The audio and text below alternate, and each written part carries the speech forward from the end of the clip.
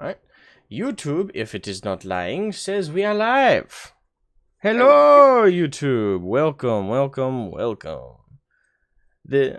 specifically to the Geekiest Theoretics podcast. And we have a bit of a different setup dashboard here today. I thought especially since I'm going to need to show you guys my screen, it'd be best if I set it up as such. I also wanted to make it a little bit more decorative in honor of our guest, Ace1918. Make sure to check out his channel. Ace, want to say anything? Yes, thank you for having me on. And glad to see everyone here. Hope everyone's having a good day. Indeed. Now, the podcast usually starts out a little slow in terms of the comments, so we're just going to jump right into it in preparation for our audience to arrive and start commenting like lunatics. Now, today we're going to be going over Warhammer Fest. Before we do that, Ludus, you wanted to cover a commentator you recently had to deal with, or a... I don't have an image of that, unfortunately. Well, I do, but I'm not going to pull up our DMs on the stream. I do, but I'm not going to pull up our DMs. That makes it sound so much worse than what it really is. It can. Yeah, give me 1 second, because I'm just chilling out the stream across all the Discords that I can think of. Okay, there we go. That should work. So, the comment, and I got slightly offended by this, as I have already told you. Ace, I don't know if you know this, but I have an intro that I've been using for the past few months. Okay. That Asmagon actually made for me. And I love this intro. It is actually a really good intro. Thank you. It has clips from Astartes, Mass Effect 3, and StarCraft 2, what's the word? Cutscenes. Okay. So this is the comment that I got on my video. And also, this is a video that I did before I got my new microphone. So this is something that I bring up. But your intro is combined clips from other creators. Your voice is too quiet while the intro music is too loud. The sound quality of your voice is not good. And maybe you should be reading from a script to make your talking more engaging and your arguments easier to follow.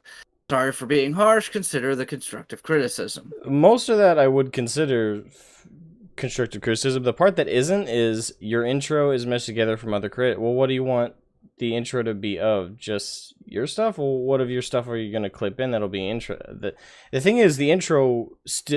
I understand the criticism if the meshed together clips had nothing to do with your channel and nothing to do with your content. Yeah. But you cover Warhammer 40k, you've played Mass Effect. These are all things you are intrinsically related to in your content. Yeah. So including clips from these things, it's not a criticism. The equivalent of what he said was the sky is blue. Yes, pretty much. In terms of criticism, there isn't any there, and there's no improvement to be had because he didn't say what was wrong. He just stated a fact, and even then, the fact's not even 100% true because only one clip in there is from another creator. Unless he thinks of game development studio as a quote unquote creator, and I guess technically that's true, but usually when you use the term creator, you're referring to a YouTube creator, like a YouTube content creator. Well, if I remember right, there are 2 clips from Astartes in there, but even still, you know, like I said, you know, and a lot of it does go as far as like the intro music and the sound quality. It's before I got my new mic. It's also so that has a lot to do with the sound quality of my voice. Also with how much I want to just welcome everybody in the chat real quick. Welcome Erskitten, welcome Shadow Fox, welcome Xerus, and welcome Grim. What's up, guys? And because I've been clicking on everything, it kind of went behind everything. But where I work, I essentially adjust it once a week, all my audio stuff on OBS, and then just like, okay, that looks fine, and then record everything. So yeah, it could actually, my audio quality could be bad because of that too. But that's also one of the downsides of having a full-time job and doing YouTube. And what's funny is after I put all this up here, expecting a response like, oh, okay, you know, well, like, I was just pointing it out, this is what I didn't like about it, or, like, oh, I didn't realize that was all happening behind the scenes. Like, yet nothing. Not one comment after that. So, I think it's a little, well, honestly, a little trashy where, if you want to point out criticism and someone's like, okay, well, this is why this is, and you can still have the right to say, well, I still have issue with this, but now I understand why it is the way it is. Or, be like, well, that's still not an excuse. It should still be better. Either way, at least respond to it. If you don't respond, that's trashy, like I said. Also, welcome Kevin Yofo. Thank you for jumping in the chat. Yeah, the guy who left the comment there was, he probably wasn't being, I don't know what's the term. Basically, he thought he was leaving, like, I guess you would call it a period point criticism. Basically, the idea is this is the one and only comment I have to leave. I don't have to respond after that. There's this weird, it's this weird mentality with some commenters that feel like they're giving quote unquote helpful criticism when they leave those period point quote unquote criticisms in the comments, like, oh, this is what I don't like, and then they just leave and then they don't return. They don't realize that their quote unquote criticism is very often not even constructive or helpful. It's usually the opposite. It just confuses the creator because it's like, well, none of this stuff is a problem, so what exactly are you saying? Like, that's one of the confusing things to deal with sometimes as a content creator is the drive-by criticism that doesn't make any sense. Well, hold on, because this is the actual really interesting part for me. Let me...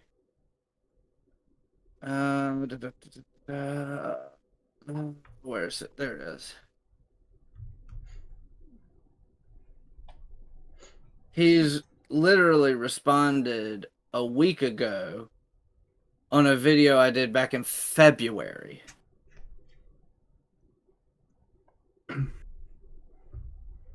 I mean, like, I get it, but in that time I've also changed my equipment, changed the setup of how I do my videos, stuff like that.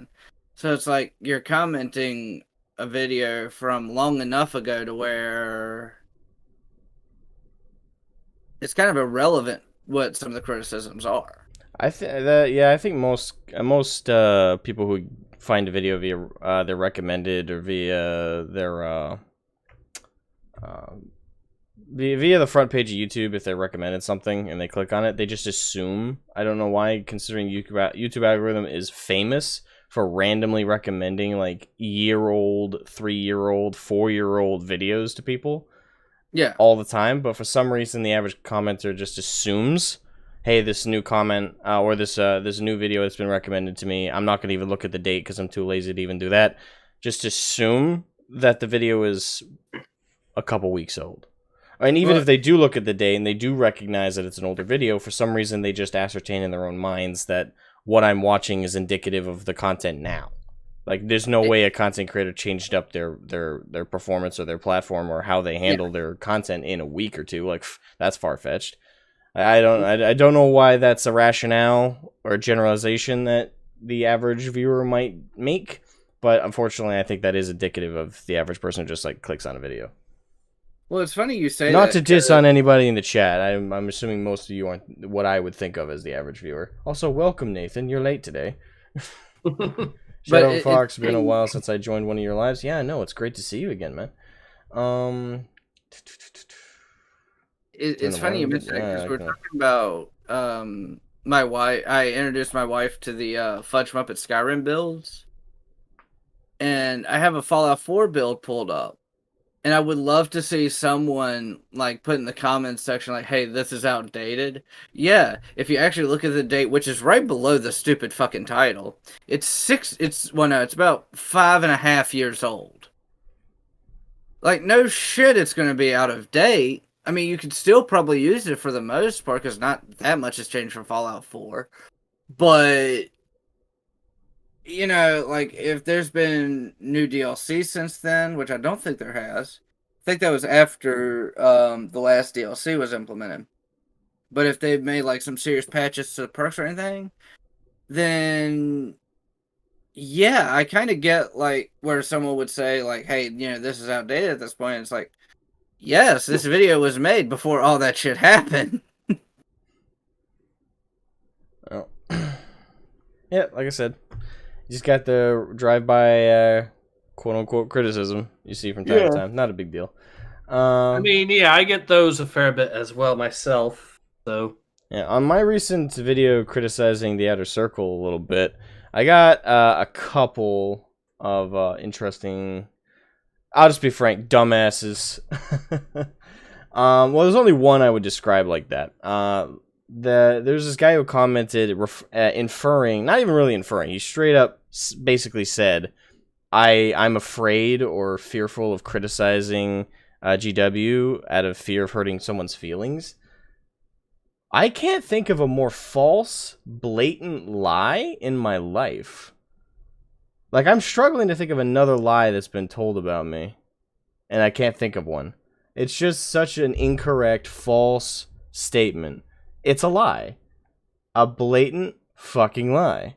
Nathan X, thank you for the super chat, man. Thank you. Well, someone has to wrangle the Discord delinquents in place while you're off playing podcast buddies. Yes, the ravenous delinquents we have on our Discord. what this actually reminds me of a little bit is I actually had a dude that took it a little bit further and decided to make his own videos trying to criticize me over my thoughts on the Mass Effect Legendary Edition thing. So, as a Mass Effect fan, I'm at least going to say this. I have very little interest in the Legendary Edition. Not necessarily because I don't think it'll be good. Because I've already heard that they've taken out, what was that DLC? It was for Mass Effect 1. Thank you, Merskin, for the super chat, man. Thank you. Stop making excuses, Nathan. It's, what was it? Pinnacle Station. They took out Pinnacle Station. And if they're going to take out something as major as that, you know, I'm at the point where it's just kind of like, you know, if they're going to take out a full-on DLC, what else are they going to take out? What else are they realistically going to take out, or hell, even put in, just for whatever reason they won't? So, you know, I just lost interest when I heard that. Kind of like, no, I'm good. I mean, now granted, I didn't. Pinnacle Station was fun like the first 1 or 2 times. It was a nice break from the main game, but it wasn't something that. Thank you, Nathan, for the super chat, man. Thank you. This is a donation war now. Yes, fight. I didn't want to say it, but that's where I was going to go. That's great. Also, welcome, Dragonis 4 Floyd. What's up, man? But yeah, it's just one of those things where, because it was a massive DLC, again, you know, what else are they willing to put in or take out? And I'm just kind of like, nah, I passed. And then they had to focus on, but the badonkadonk is too big. The badonkadonk. It's too big. It's too big for anyone. We gotta deflate that ass. And then here comes Resident Evil, like, big mommy milkers. Oh, people like that more than us deflating one of the main characters' ass. Who that was part of her actual lore. Her lore. Well, not just her lore, but like her development as a character. Like the fact that she was so beautiful, and that's what put her off, is because she fucking hated it. That was part of her fucking backstory and her development. And it's just like, no, we gotta fuck this up. EA, it's all in the fuck the customers. And that hasn't changed. At least you can say they're consistent in that regard. I hate that EA bought out BioWare. Well, speaking of soul-sucking companies, we have GW. What a segue. Ha. Yeah. Alright, so for those of you who don't know, now that we're jumping into the main topic, Warhammer Fest was an event that lasted a solid week. for GW, where they basically just, every day of a whole week, they just released brand new information and new stuff for Warhammer, in particular the tabletop, and there's plenty to go over. I already said, if those who saw my video on my criticism of the Outer Circle, I said I didn't have a ton to say about Warhammer Fest, and I really don't when it comes to the Age of Sigmar stuff. But I decided, why not take a look at it and have two other people, one a non-dedicated Warhammer fan, Ace, and another fellow dedicated Warhammer fan, Ludus, with each of our perspectives coming into this, checking out Warhammer Fest, and critiquing some things, praising some things if they're worthy of it, and being generally level-headed about the whole situation. Well, I would like to make one distinction, because we are two different types of Warhammer fans, where mine tends to be more in the lore, whereas you are more into the minis. And no, I'm more in the lore like you are. Okay. Well, okay, let me correct this. Where you actually have more knowledge into the minis, and I have no interest in them whatsoever. That would also probably make a big difference, especially on like the day where they announced the Adeptus Sororitas upgrade and the Oh, y'all can't see it because I don't have the stupid camera on, but I was going to do the air quotes upgrade. What was it? It was a command squad, wasn't it? It was like Catachan or some shit. I don't remember. All right, head to bed, Shadow Fox, before you pass out of your desk. Go to bed, man. Rest well, sleep well. You going? What? Did you finish your sentence? I thought you were. Yeah. No. I was saying because it's like I couldn't remember what they were. I think the command squad we saw was like Catachan or something. It was like the 8 different figures. I don't remember what they were. We talked about it last week, and I don't remember. Because we saw the Adeptus Sororitas, and then we saw. I will look it up. We're going to go over Warhammer Fest, so you don't need to look anything to do with this specifically. We're going to go through them. It was on the Black Library Day, I think. So day Gaunt's 3. Ghost. It was Gaunt's Ghost. Yeah, that's what that was. Yeah. I don't know why I know actually exactly why I was thinking Catachan, because the crazy motherfucker with the bow. Yep, I can see that. All right. Well, you guys they don't actually have a bow, but it looks like it with the tree. Anyway, you guys ready to start going through Warhammer Fest? Sure. Yes. Alright, so day 1 is what I got pulled up right now. I got all the days pulled up in different tabs, but this is the first one. So Warhammer Fest Online, day 1, Warhammer Age of Sigmar.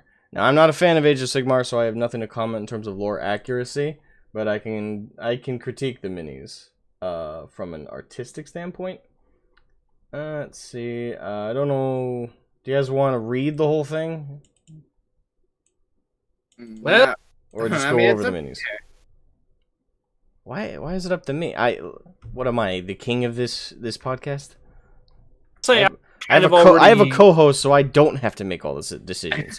Well, I will say that I personally already went through the minis before on a podcast earlier this week, so... Yeah, but that was with Xerisk, right? Yeah, that's true. Alright, yeah, probably a good idea to go through with it again. My knowledge of Age of Sigmar is none, so that's I have some vague knowledge I've picked up from Ball and from Cragnose over on the Discord. Both are great. I've also picked up a little from playing Warhammer, Total War Warhammer, and Total War Warhammer 2. Now, I heard this as a meme, but are there actually fucking Space Marines in Age of Sigmar? No. There's what people consider the equivalent, which is apparently armor that's occupied by a spirit. Stormcast, I believe they're referred to as.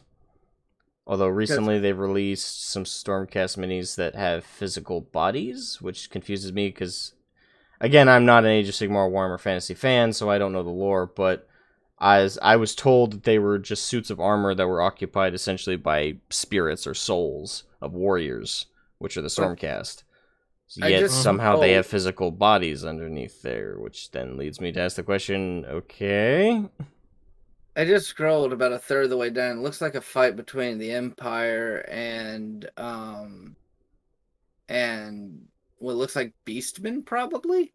And it looks like fucking Space Marines in the minis. Yeah, the minis do have. I think Xeris mentioned this in the podcast. What's going on is the paint schemes are apparently reminding people of Space Marines. It's not the paint scheme. It's Partly the actual armor. It's the armor design too, as well. But part of it is the paint scheme as well. So it's a little bit of both. Oh shit. Like I On know first what glance, I thought those are orcs though. But at first glance, because of my screen might be too big, but I thought for just a fleeting second that those were Imperial fists. That threw me off for a second. But the armor. Yeah, I know. I know you're not referring to them. I know you're referring to the warriors section here. I definitely see similarities between these guys and Space Marines, but it's after you look at it for longer than a second, the similarities start to kind of break down. But yeah, I can definitely see that those are the same idea, but fantasy variation. I don't like it. I don't either, but that you could definitely make the statement that that's because I just don't like the fantasy setting as it is. For what I know of it. I don't like it because it's literally them ripping off their own shit, and they're ripping off the good shit. Well, and trying to that begs the question: is it ripping off when it's your own shit, or is it copy and pasting? Well, no, it's ripping off their own good shit to sell it as bad shit. It's downgrading the fuck out of it. So keep in mind, neither of us are fantasy fans, and technically, fantasy came first. I don't know when the Stormcast were included in the fantasy lore or Sigmar lore. Sorry, I know that people find it very important for the distinction. As someone who's not a fan of either, I can't. For me, they meld together a little bit, but I don't know when the Stormcast / Sigmarines, as people refer to them, I don't know when they were included in the lore, how long ago. I'm assuming it was after 40k became a thing. Oh, yeah. So I'm pretty sure. More than likely. If that's the case, though, to me, it comes off definitely as just like a lazy copy and paste from like, hey, you know why we have Space Marine molds? Well, let's just like throw out the backpack and change around the helmet and then call it a day. It didn't even really change around the helmet. It still looks like fucking Smurfs. No, most of the helmets don't look like Smurf helmets. I mean, maybe it's just from this angle, but a lot of them look like that. Well, this angle, that's the thing. This angle, we can't see the fucking face. But I've seen the face of Stormcast. They don't have that same, like, rebreather outline of the classic Marine, and they don't have the same shape as Primaris Marines in the Mark 10 armor now. So yeah, Primaris Sigmarines. So yeah, let's just read through these. So the first day of Warhammer Fest Online is now underway. And we're kicking things off in the Mortal Realms. Missed a live stream today. Okay, we're not checking out a live stream. That's going to take forever. We've got some amazing things to show you today. Settle in and get comfortable and make sure you're well hydrated. We don't want you to do a spit take all over your screen. Okay. Let's sleep right. That was a little cringe, but yeah. Yeah, that was pretty cringe. Let's leap right into the final installment of the Broken Realms. Not gonna watch that. Cragnose, the End of Empires. Free at last from his mystical bonds, the ancient god of earthquakes, slayer of dragons, and force of unalloyed? I don't think that word means what they think it means. For a second, I wanted to read it as unallied, but it's unalloyed. Unalloyed destruction has returned to rock the mortal realms. New god revealed. Now, Sigmar fans, or Sigmar, maybe you're a Warhammer Fantasy fan and a Sigmar hater, but feel free to tell me what's the significance of Cragnose, if I even pronounced that correctly. I would say that I wish I had a clip it from the Princess Bride, where Indigo Montoya says, I do not think that means what you think that means. The Warhammer Fest has plenty of spelling mistakes. Yeah, I did notice that in my own viewing of the articles throughout this last week when each day was releasing new quote unquote announcements and releases. I noticed they had plenty of spelling mistakes. I heard on the live stream they actually had a few going down.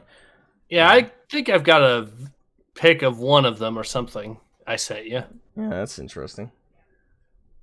They have, the thing is, it's kind of embarrassing when a company that's supposed to be as professional as it claims or acts to be can't get this right. Can't even spell their shit right. Jesus Christ. Yep. I think it's definitely one of the more key embarrassing points during this whole thing.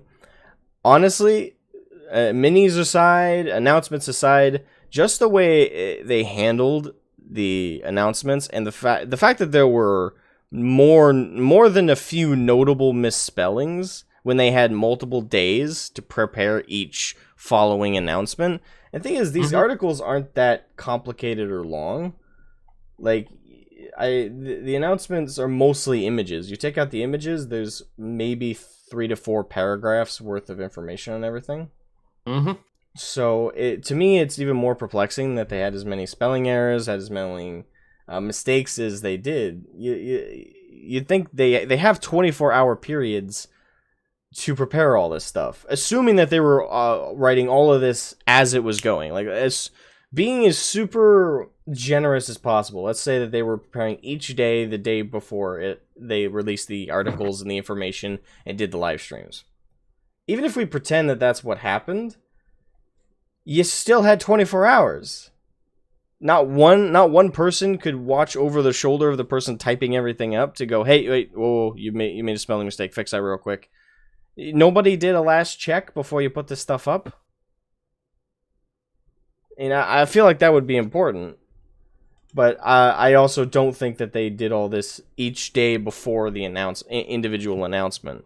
I think more than likely what they did is they had every single day of this Warhammer Fest pre-written, pre-prepared weeks ago, and then they just put it up this last week. If they didn't do that and they did do what I proposed and were writing all of this at this by the skin of the teeth, that's just poor planning. And it's still embarrassing on their side. Thank you, Nathan, for the super chat, man. Thank you. GW's biggest weakness, proofreading.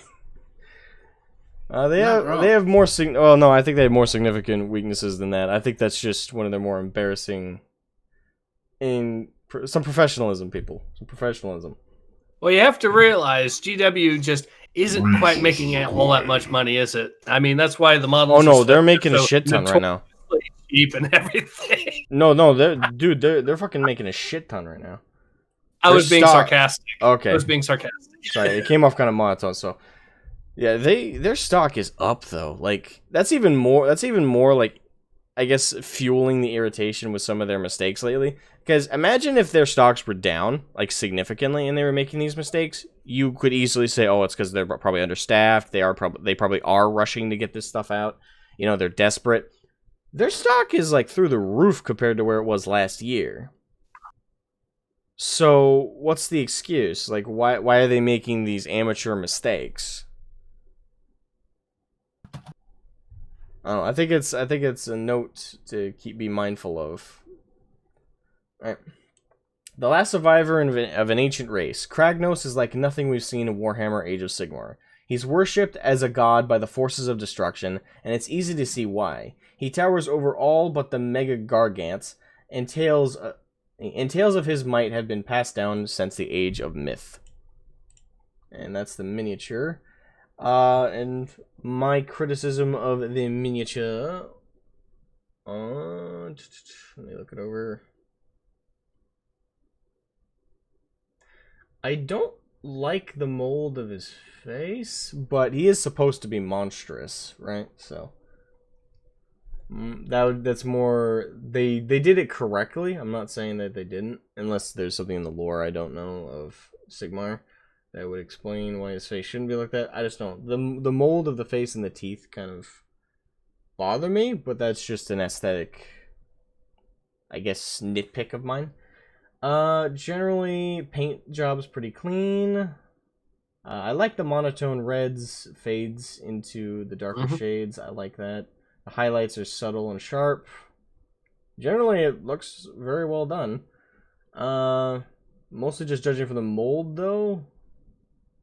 Can't really tell how it's put together. I'm curious to see how someone puts this mini together, structure-wise. Hey, Lee Broyles, what's up, man? Welcome to the stream. Welcome. Alright. I know Xeris was upset about it being a little too high because of the tactical rock making the model a bit bigger than it should be, but... It's kind of minor. There are some... granted, I don't have any scale to this to know how exactly big it is, but if it's as big as I think it is, there's certainly much bigger models out there. I'd say if his concern was related to how stable the mini is, it's perfectly fine glued like that. It's got 3 glued points, which is better than some minis. Some minis have way worse glued points on their bases.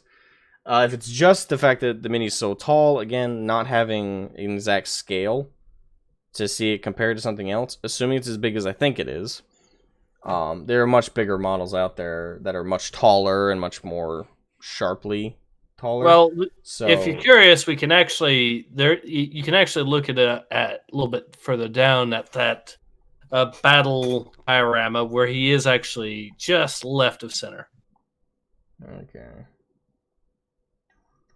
Okay, yeah, there's definitely models bigger than him. Much taller than him. My Stompa is bigger than him.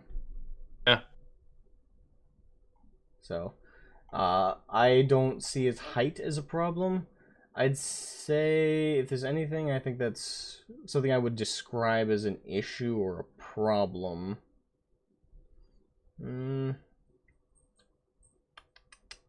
See, got 3 contact points, so pretty secure points. I'd say the actual rock itself is awkward to have in the... I'd say, I guess I would just judge the weight balance of this, but if the base looks like it's wide enough and the diameter is sharp enough that it can support, so it doesn't look like the weight's going to be too shifty. So yeah, I don't think there's any major issues, I would say, structure-wise with this mini. Personally. Yeah, I think I do agree with you on that. So yeah, I think at worst case it looks a little awkward, but that could be the angle. But that's the most critique I have of that. What about you, Ludus? As far as me, mine's more like a fine detail kind of thing, and this is mostly because I know dick all about Age of Sigmar. I really like how they did the scar on the right side of his abdomen.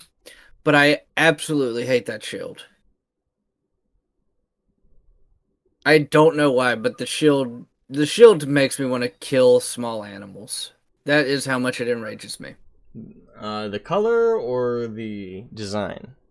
A little bit of both. The color is just like a horrible contrast, and that's just like me nitpicking the fuck out of it.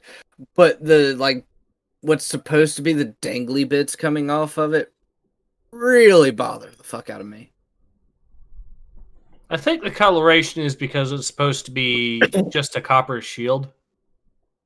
And that's supposed to be like a jade paint. It just... Is it getting you like twinging or like... Oh, the dangly bits really are. The color is not pissing me off as much as the dangly bits. I'll at least say that. That's about the nicest thing I could say about it. But like the things dangling off of it just bother me for some reason, and I don't really have a logical explanation on why. It's just I see them and it makes me want to inflict pain on people. They're definitely decorative. I don't see them serving an actual defensive purpose. I don't think those would stop. I don't think the dangly bits would stop anything. It could be for distraction purposes. I know some. It waves in from an army and they all get too pissed to fight. Ludus sees red. I mean, If it's supposed to piss him off and he is worshipping the ruinous powers, well, that's achieving its purpose. Zero says, my main issue with most of these models is their basing makes them look way bigger than they actually are. Yeah, but my question is, why is that a problem? Like, I get that you want, I definitely get the statement, like, you want the mini to be the main focus and the base shouldn't add too much to the mini, other than decoration, other than aesthetic, or have it be a part of its own project. But the base, I kind of get that, but, like, why is, I guess, heightening the mini itself? Thank you, Nathan, for the super chat, man. Thank you. Why is that? I guess my main question is, why is that a pet peeve? Like, what's the logical issue? Because from a gameplay standpoint, I can see it being a problem for storage. Like, once you glued everything together, like the more minis you have that are unnecessarily forced to be bigger, I could see that being like an annoyance for like personal storage, for sure. If the issue is just cause it's taller, though, I don't see how that follows. Well, there is one thing I can think of. The rules are, when it comes to tabletop, is you use ruler to measure distances and things like that. Yeah, right? But that doesn't include height. Well, yeah, but if it's not like there's an X, Y, and Z axis. It's measuring basically from flat on the table. I know, but there is actually more to this, though. What I'm getting at. Okay. So if they make it taller, and you have the rock or whatever protruding out, they might end up making the base itself a little bit wider to accommodate that to be stable. So in theory, it could result in it being slightly bigger and maybe easier for something to, and affecting balance that way slightly. But that's the only thing I can really think of off the top of my head.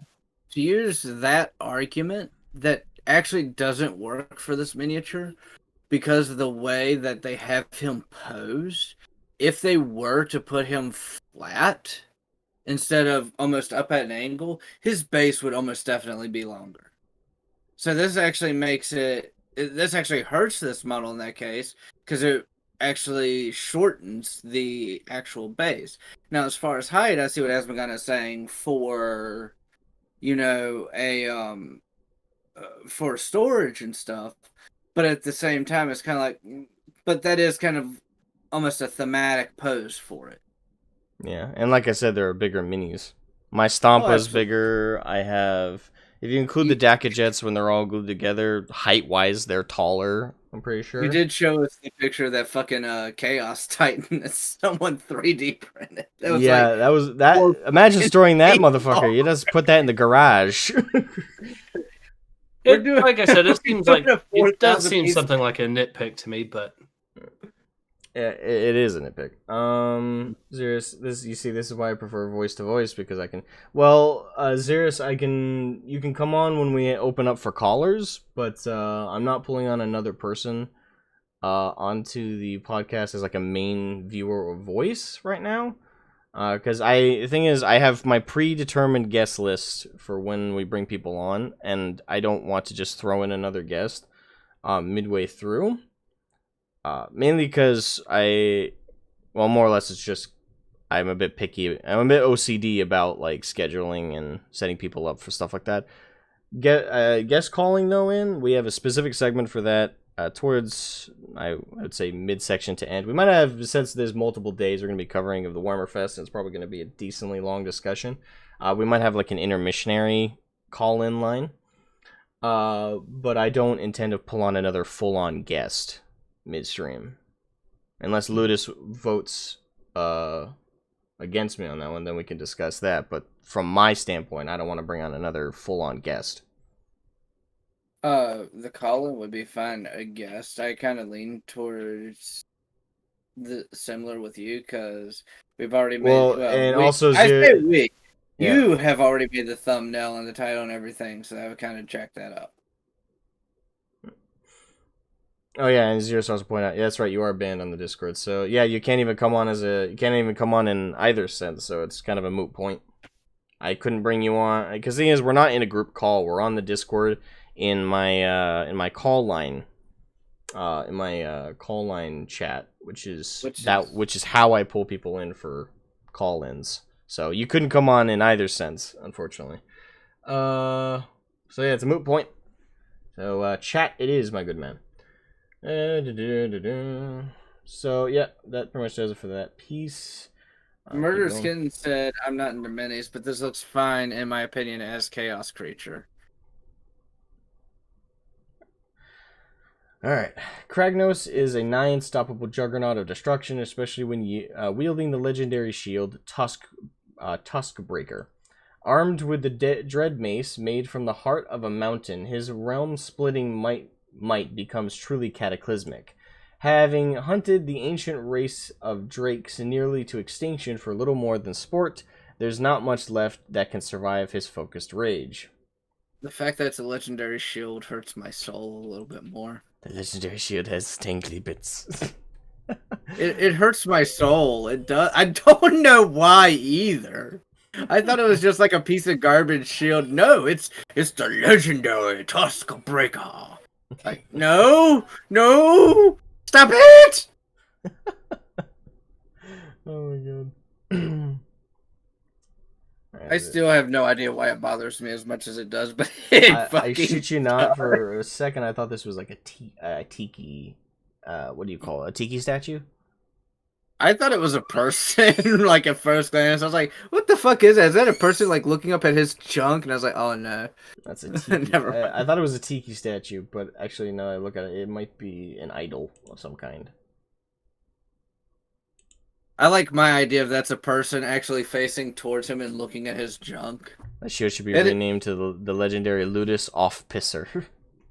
Yeah, really. Yeah, that would be appropriate. You're here. Alright, so Cragnose commands respect from the armies of destruction who value strength and power more than anything else. They worship him in ancient times, and news of his return spread quickly throughout the mortal realms. You can even spot a devotional effigy. That's supposed to be an effigy? Apparently. The people who designed this mini have a very different idea of what an effigy looks like. You're going to praise with me. I'm just saying, like, when you guys think of effigy, what comes to mind? Normally it's something like Burning Man, like an effigy that gets burned.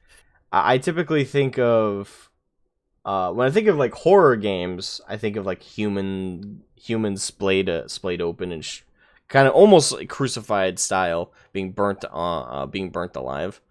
When I think of more not scary, creepy, gory effigies, I think of like shit, what's that tradition some like colleges do where like they burn like a straw thing, or they burn...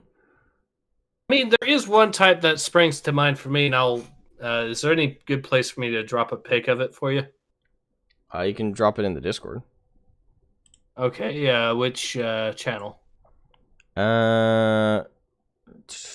Voice chat text, maybe?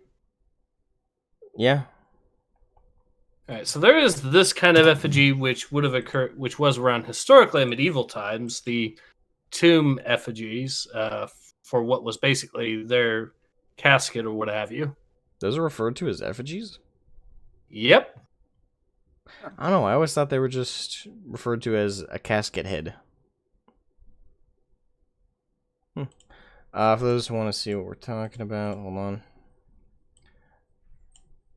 Apparently these are referred to as effigies. This is definitely not what comes to mind when I think of the term effigy. Yeah, I didn't either. I thought that was just referred to as a tomb or a no, tomb. That's right, so to be fair to GW on this one, effigy means more than I thought it meant. I was thinking more of like straight up burning like a figure. Yeah, apparently the definition, it only just says a sculpture or model of a person, so... Alright, so yeah, it's definitely not the definition I was thinking of. Horror games have ruined my definition of the term effigy, apparently. Although I'm not so sure exactly what sort of... Well, yeah, I guess you could argue that's an effigy, technically, sir. Alright, so... that nitpick aside... I would say I would still I don't think I don't think that counts though as an effigy, even with that definition, because it's not really a statue. And again, I would describe that as like an idol. It's just too small. Like effigy, always, no matter what case, typically I think of an effigy as big and imposing. And I get that he's supposed to be gigantic, and I still think, wouldn't that be like, with that sword hilt on the side and that skull as a comparison, that's still like what, like best case scenario, that's up to a normal person's waist. So I would still describe that as an idol. I don't know. Minor complaints are minor complaints. Anyway, similar to those popping up all around Gahur or Gur and beyond. Now, who might be building those? That shows Icon of Destruction. Okay, so it does serve a purpose. Cragnose is revered and held in awe of all warriors and belonging to the Grand Alliance of Destruction. Add 1 to the bravery characteristic of friendly destruction units wholly within 12 inches of this model. Okay. So, as legend has it, the disc of his shield, Tuskbreaker, earned its name by chipping Gorka Morka's tooth. That would Wait a second. Now, keep in mind, I'm not aware of fantasy lore, but Gorka Morka. Yes. Gorka Morka. I know what Gorka Morka is. And so well, I know what you. Gork and Mork in 40k are gods. Yeah, and I'm pretty sure it's the same way in fantasy as well. Yeah, but Gorka Morka is being referred to as a single individual. So what is it? Yeah. What is it in the fantasy knowledgeable people and Age of Sigmar knowledgeable people in the chat? What is Gorka Morka in context of Sigmar? I'm about ready to tell you. You know. Okay. In context I just looked it up. Okay. What's Gorka Morka is the twin-headed Uruk god. Actually, an agglomeration of 2 separate gods who were originally a single being, the cunning and brutal Gork and the brutal and cunning Mork. The 2 gods were restored to a single entity whenever enough greenskins gather in one place. Gorka Morka is the greatest of the idols worshipped by the greenskins. It is Gorka Morka. Yep. You know what? I hate that shield even fucking more. I do too. What? Okay, someone badass enough to chip the tooth. It chip Gorka Morka's tooth.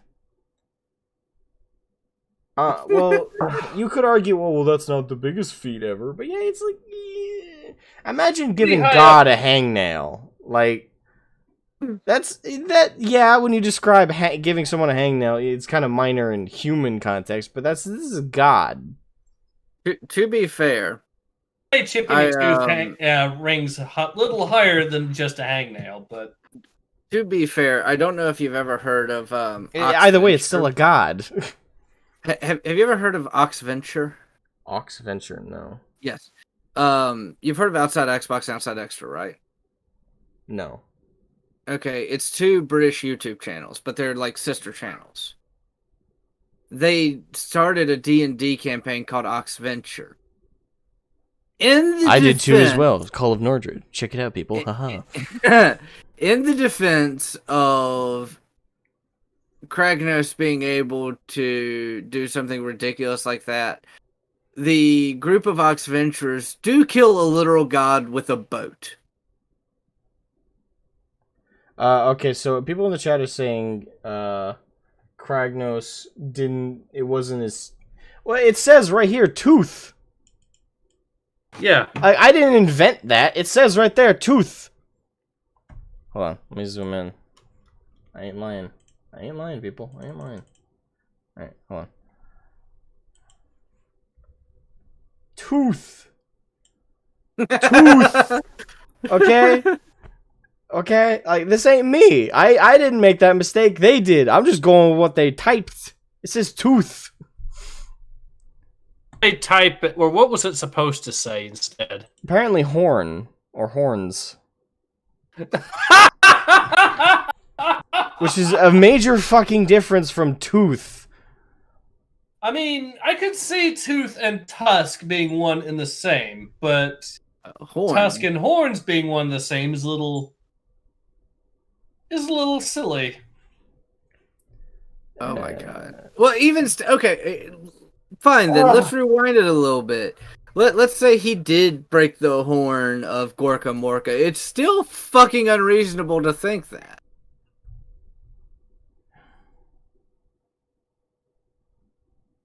Okay, so We Libro just had to says go through Warhammer Fest, and we had to get stuck on day one. it happens. Of course.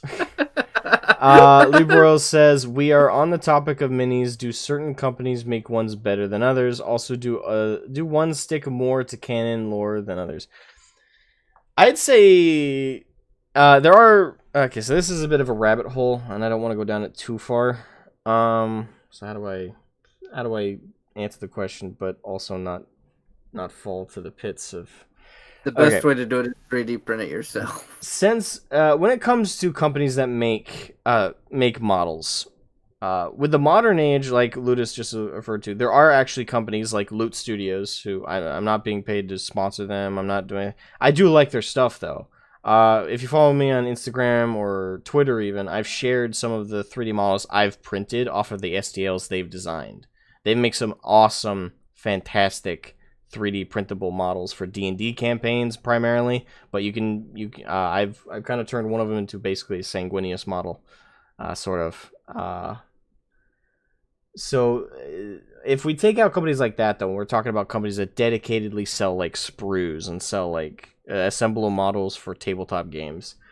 There are definitely some that are better than others. I think this is. Unless someone has another one in mind I'm not thinking of, I think GW is probably the best and most well-known for their models, and most of them are lore accurate. Some are not, obviously. For the longest time, GW actually, if you were talking about their base marine minis, technically weren't lore accurate, proportional-wise, but they were, it's give and take there, people would argue. When it comes to accuracy, though, it's one of those things where it's debatable. In the case of GW, their models have been sometimes inaccurate, and again, this is from 40k perspective. I can't speak to Age of Sigmar's accuracy / Fantasy's accuracy over the years, but with 40k, the vast majority of their models have been accurate to their descriptions and lore, with a few exceptions. As for other companies, though, I can't really think of any off the top of my head who make as good of models, and also on the topic of like lore consistency. I'd say some of the D&D model producers, which I believe GW also produces some of those. Don't quote me. I know they produce Lord of the Rings minis, but what about the people that make the Star Wars X-Wing miniatures? I'm not sure who makes those. That's the thing. Like, I don't know the company. But in terms of their if you're talking about their accuracy, they're pretty spot on. That's what I've thought from what I've seen. James Mackin says, if a piece of Gorka Morka's teeth got into real space, would it break the orc economy? Yes. Yeah. Like, it'd be like a gold coin made by God.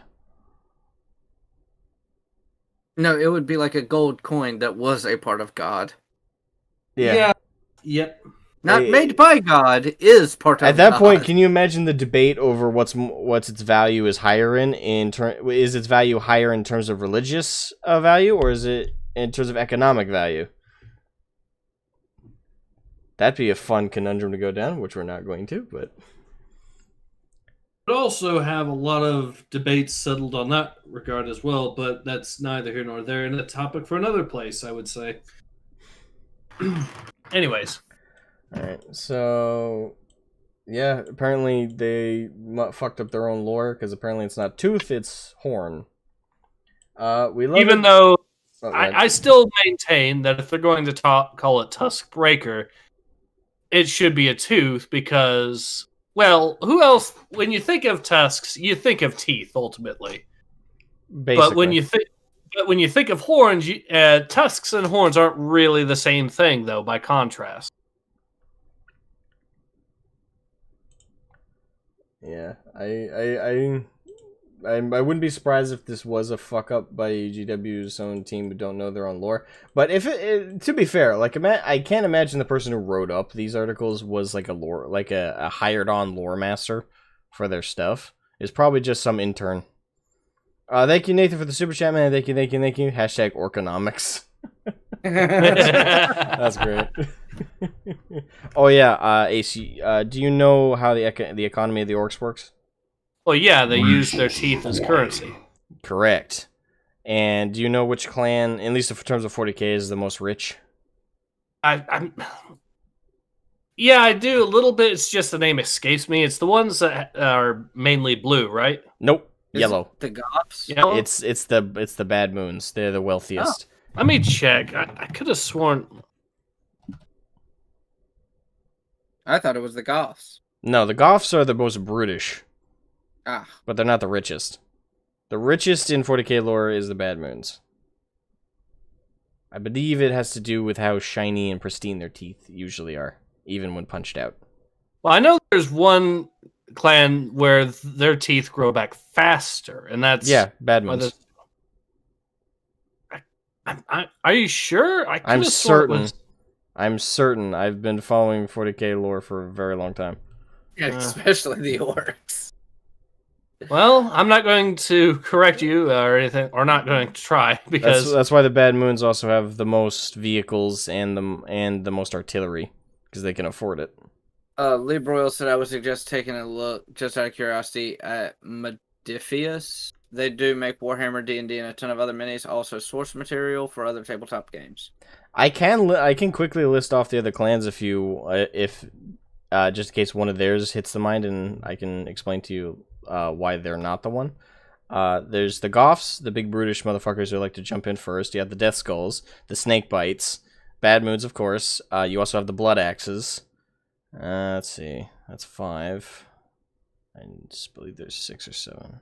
Evil Sons, and the Freebooters. Yep, that's all 7. Wait, did you mention the Death Skulls? Yeah. Okay, that's probably my mistake on that. Yeah, that's my mistake. My mistake. Yeah, the Death Skulls are blue and purple. They're stealthy and lucky, but they're not the richest. They're basically they're a thieves guild, more or less, amongst the orcs. They like to steal shit, and they also like mechs, but they're not rich. Well, they're not particularly rich, I should say. Yeah, they just take everything they need. So fair enough. Yeah, right. So moving on. Broken Realms Cragnose. You can learn all about this returning deity in Broken Realms Cragnose, which will finish out the series with a bang. Alright, so that's... Pretty sure the shield on the book looks much bigger than the actual model. Actually, let's do a size comparison. Alright, so... Let me screen grab that. Put it aside here. Let's go back up to the model. Alright, so I'm just kind of mentally trying to, like, figure out how that would flip.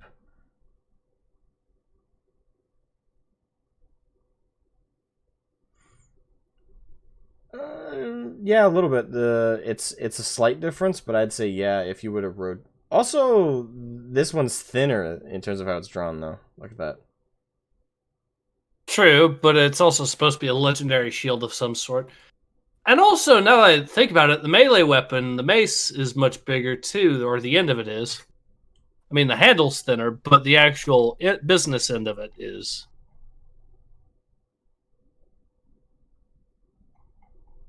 But yeah, although admittedly that seems to be more nitpicking on my part, so.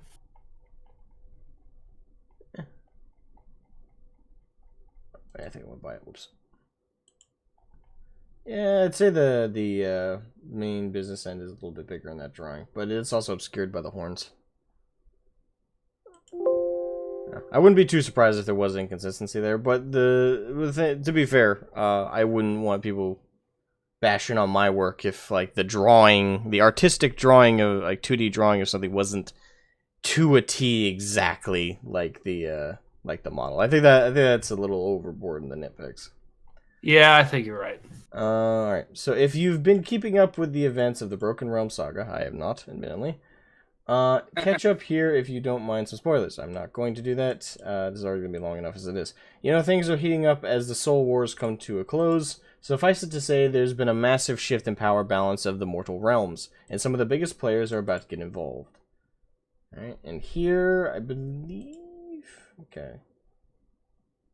I'm going to take a guess and say, are these guys Inquisitors? I believe so. I believe they're fantasy Inquisitors. Witch hunters. Witch Yeah, Hunters, witch okay. hunters. Thank you for the correction. I do kind of like these models. Yeah, they do actually look pretty decent. Hey, look, a halfway decently molded female face. Miracles do happen sometimes at GW. Who did they hold at gunpoint to do that one? I don't know, but whoever it was, I hate to say this, but they need to do it a little bit more these days, apparently. Yeah, they might have accidentally shot him, thinking they only needed the one. There's the Lizardmen. I know that's one of their. This is where. Total War Warhammer. This is one of the few things I think I slightly know about, and even then it's vague. I know this is one of their faction leaders. One of their slan mages. Is that what they're called? Yeah. Slan. Carneth Gornstein is a sword croak. A Lord Croak. Okay. Is he like the overall faction leader? I'm assuming so with how big they've hyped him up here. For the different Lizardmen factions, there are different leaders. Like some actually have Lizardmen, others have. I think there's one, maybe two that have Slan mages. The one that's coming to mind is Master Mundi. But Lord Croak, if I remember, is a hero unit for Itza, if I remember right. Itza. Okay. I'll be right back. Alright. Resources acquired. Oh, thank you for the super chat, Nathan. Thank you. Considering most of GW don't know what a female is. It does come off like that sometimes with their depictions of female characters. They've had some good ones, don't get me wrong. I think the Sergeant Jackson model that they had for a limited time looked pretty good, in my opinion. But yeah, generally they suck at molding female faces. I don't know what it is. Maybe the guy they have on that job just isn't having it some days. It's like, nah, why should I do my job? Why should I take more time than like 10 minutes to do this, you know? Alright, so Lord Croak. This looks Slaneshi to me. I think that's vampires. Maybe. Chad, is this vampires or is this Slaneshi Chaos? Because I was looking down. Wait, no, I remember this from the Outer Circles video over this. No, this is Slanesh. Okay. Yeah, because keep in mind the Chaos minis we use for 40k, the demons anyway, are from Sigmar, Age of Sigmar, so they're exactly crossed over. Looks Slanesh. It is Slanesh. I also welcome Magnus, the not red. I'm back. Welcome back. I love the paint job they did. The thing is, the model looks... I'm trying to wrap my brain around this one. I'd say I like the paint work. I like all that. But in terms of the actual model itself, I don't know. I'm not... chat, feel free to disagree with me on this one, but I don't really think of wings like this with Slanesh. I mean, don't get me wrong, the sharp, jagged, like, the sharpness of the wings, definitely, but it's the design. I don't know, something about that doesn't feel very Slaneshi to me. It almost looks like they put on the wings upside down. Maybe. Looks like a peacock. Yeah, that's kind of what I was thinking. Yeah, it doesn't... To me, it doesn't come off as very Slaneshi, that's all. They don't look too functional. Nah. I don't know. Won't do well. Is this another Slaneshi? Yeah, I think so. Alright, so wait, they have two of them like this? And this one looks more Slaneshi in terms of the wings. If those are wings, actually. What the fuck? Wait, is that supposed to be a cape of some kind? Because this one, they're definitively wings, right? They're definitely not definitively wings here. Like, unless this separates right here, or is implied to. But it looks like a cape, if anything. Because it's Like all one wings. interconnected piece. Like, how would you fly with that? Honestly, I think you might be onto something with the whole peacock thing. And like I said, color choice wise and the design of the wings is more Slaneshi here than it is here, but that's just by color choice. The design itself isn't really Slaneshi. But that's my opinion. I don't really have an exact reasoning.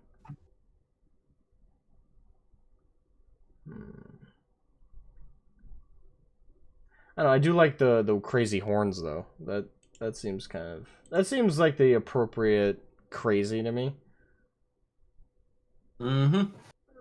Yeah. Let's see, gliding? Well, it might be used for gliding, but even then, again, the way it's shaped, it doesn't seem like it serves a purpose like flight. And I don't know what this one is. It's got Nurgling coloring, but I think that's supposed to be some sort of wood elf. Or that's what it might be. Keep in mind, I don't know Sigmar lore or Warhammer Fantasy lore. It very well might be, but it's just the coloring and the fact that bugs are kind of hatching from the top gives me a Nurgling vibe, or Nurgle vibe.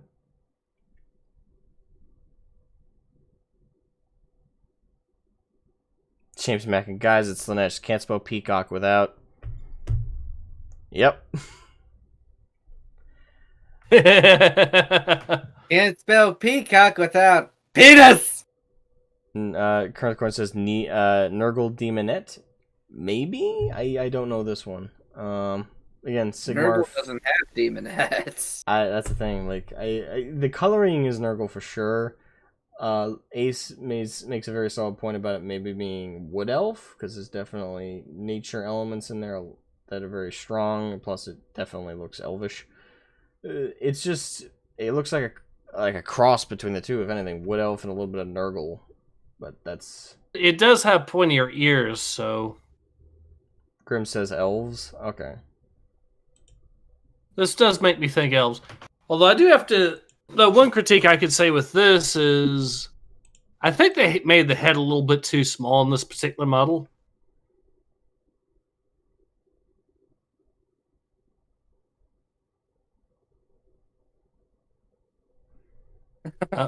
Carneth Corn. I know that Nurgle doesn't have demonettes, but GW wouldn't give a fuck. I mean, that's fair. Yeah, I guess get rid of that. I don't know. It's just odd. Calcio says no Sylvaneth hero, so elf. Okay.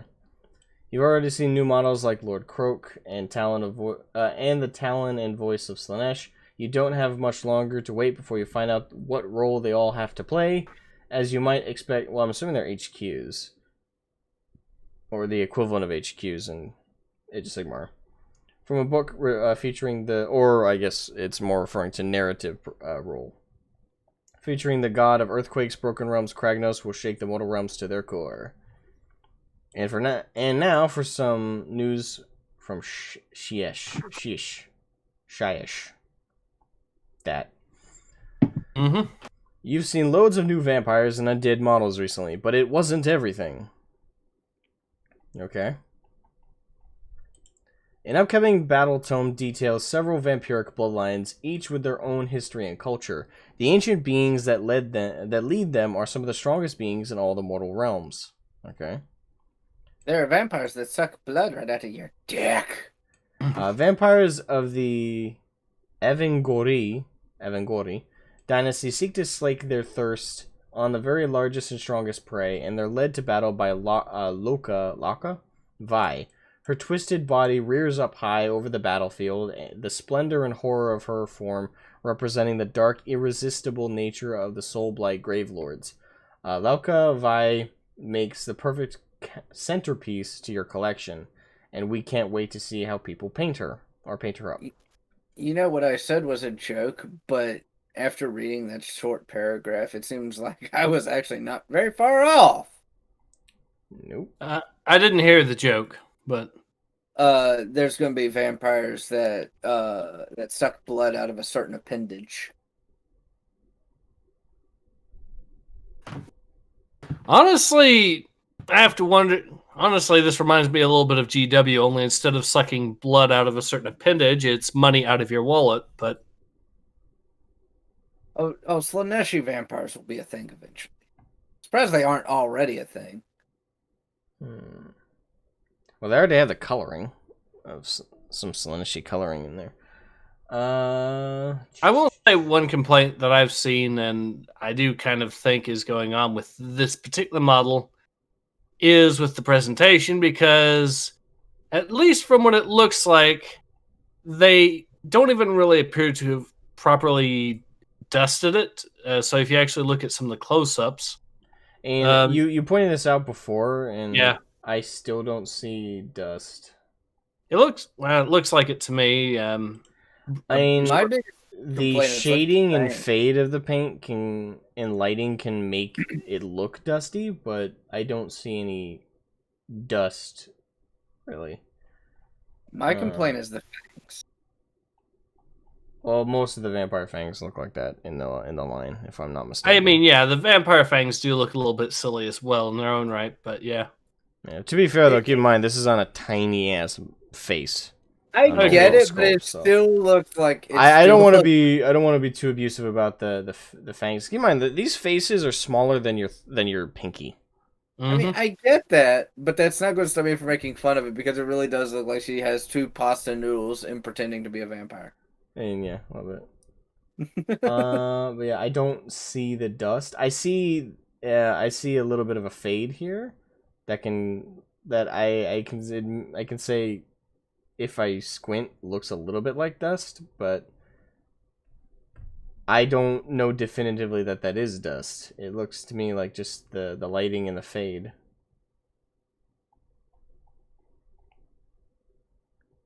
I can say Hero Forge does it better. What in specific better? If you're talking about minis, I don't agree.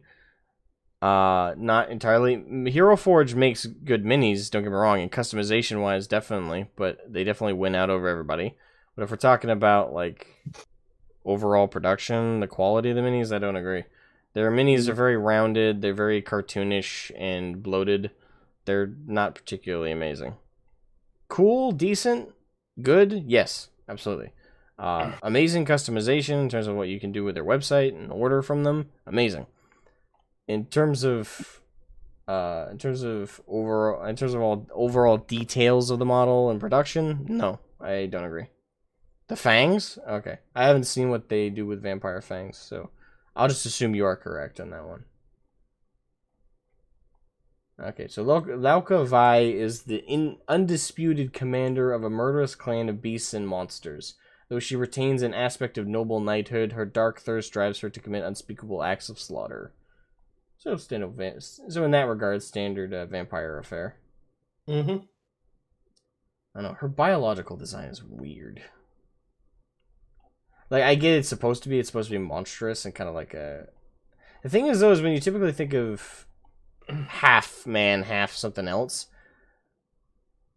it's usually not divvied... Like, the part of her that's half humanoid would be where just the head is on the monster. Typically, when you see the half and half, it happens at, like, the waist point, or, like, literally the halfway point. So, like, the upper half might be humanoid, lower half might be monstrous. Like, Centaurs is a great example. Centaurs is the best example. Yeah, now that I say that, though, they're broken up at the head point. But they're also quadrupedal. This creature is bipedal and has wings that also it can't fly with. This is the biology. This is so confusing. Mm-hmm. I don't know. I suppose it's supposed to be though, and I don't know the lore and like how contorted these things are supposed to be and weird looking. So I'm assuming that it's correct lore wise. Let's see. Okay, sorry, I read that.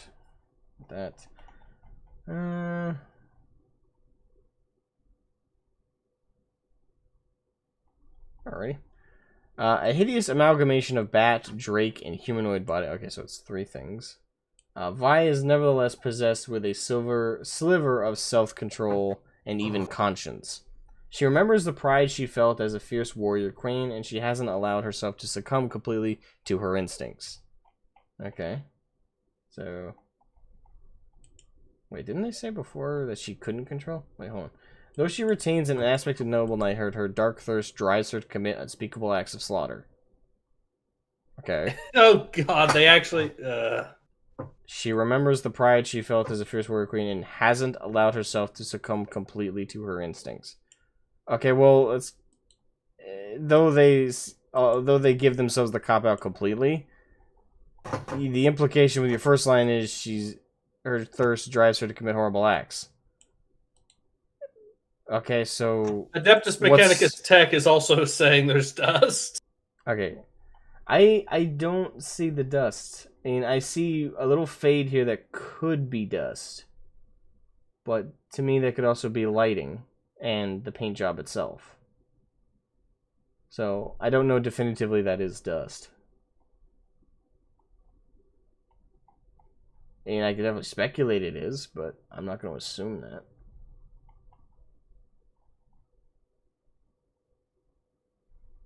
I mean, when I think of dusty models, I think of dust, like heavy dust. I've seen some wicked dust jobs on some models that haven't been touched in years. I don't really see. Look at the face. Look at the face and the armor, and the face. I am. Like, yeah, I'm not like looking off into the ether while I say this. I'm looking right at the model. I don't see dust.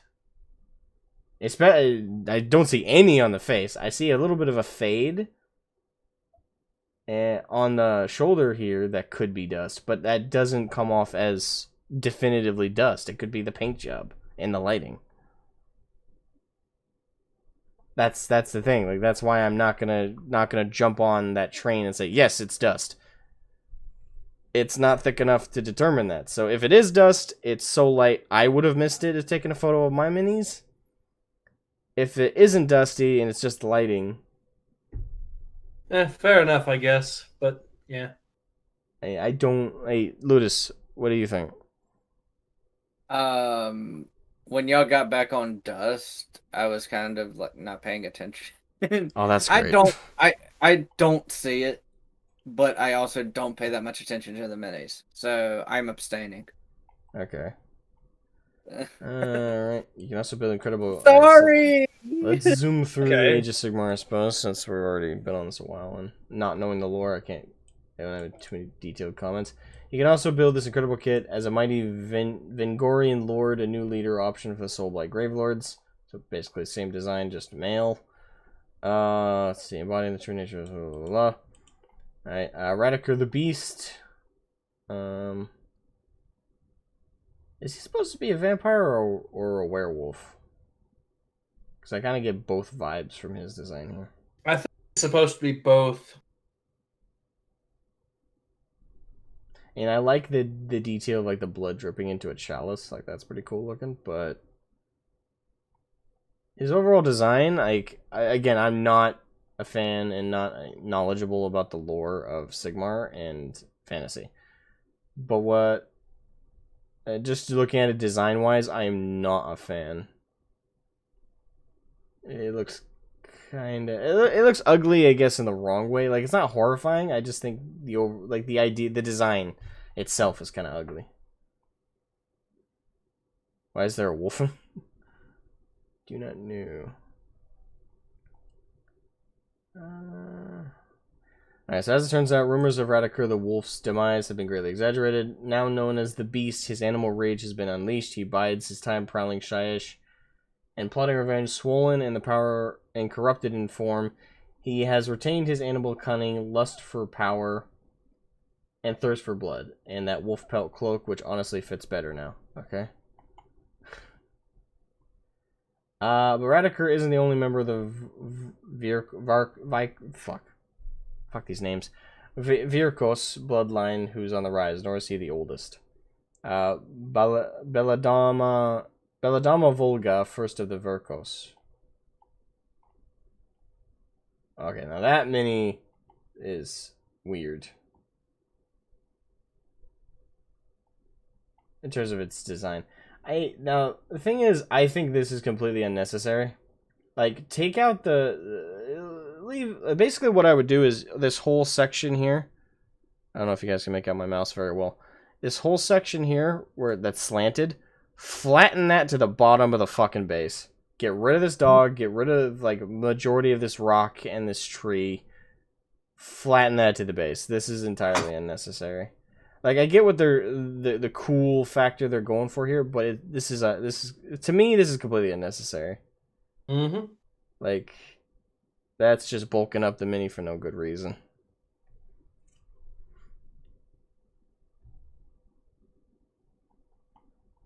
Oh, I don't know if people disagree with me on that one, but I stand by that. I don't think... I agree with you on that one, yeah. I don't think that's I do necessary. agree with you. Yeah, and that's kind of like what I was saying earlier. It comes down to, yeah, there's a level of just too much where, like with the other one, I thought that putting it up on a hill at an angle, even though it reduces space, it was more thematically appropriate. This is technically thematically appropriate, but it's just too much. Yeah, the second wolf in particular is in it. It's like you're painting you take away the base, you're painting 3 minis in one. You got the wolf, you got her on top of the wolf, the other wolf, which I don't know why you would do that. Does having that extra one give you extra damage? Does HQ have extra defense, extra, like, once you throw in the equivalent of 3 minis on one base, I'm now forced to ask that question. Like, do these 2 wolves count as their own units here? That's usually why when you have an HQ mount that's supposed to be limited to the HQ, you usually only give them their mount. That way it still feels like one unit. This feels like 2 minis on one base. If you consider the mount and its rider as one. 3 if you don't. I don't like what they did with this one from a design standpoint. Dire look like zombie dire. Actually, I like the zombie dire wolves. And those are coming up next. Those are neat. The only thing I don't like about them is the drool looks god awful, but that's it. Yeah, I hope that's not actually part of the model. I hope that's just something they did with like some fake drool paint. I know that's a thing. If that is actually part of the model, I'd probably clip it off myself. It's looking like it's part of the model. Great. Yeah, that they shouldn't have added that because it just doesn't work. Like you can paint it as blood, you can paint it as drool, you can paint it as whatever you want, but the thing is, it cuts off too sharply. That's why you should only ever leave the jawline. And you should leave it up to the painter themselves to add a detail like that. Because there's ways to do it correctly that actually look like drool. Details aside from that actually look kind of nice. Like, for example, the one model that has the bird ripping off skin off of it and the intestines hanging out. That's actually kind of cool. Yeah. So there's like an overall ensemble. Looks pretty decent. I like the skeleton warriors here. Pretty big knights in the background. Hot damn. And I like the majority of it. I think there's just some small things here and there they need to fix.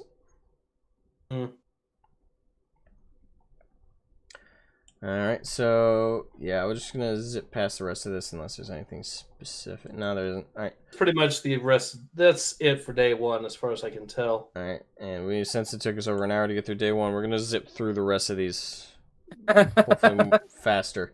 So sorry. We'll treat this as the intermission point. Anyone want to jump in the call-in, ask questions, point something out we missed, anything like that? Also, welcome Nameless Scholar. Adeptus Mechanicus, and a few others who jumped in during that whole stuff that I didn't welcome. Apologies. I mean, we're day 2 here, so I'm looking forward to that. Real quick, while we are taking a quick intermission, I'm going to give me something to drink. Alright, I'm going to do the All right. same after you come back. Carneth Core says, well, day 1 was a trash fire. Just you wait. Day 1 was definitely a level of 1. Alright. So feel free to jump in the call-in line. We'll take questions, concerns, thoughts.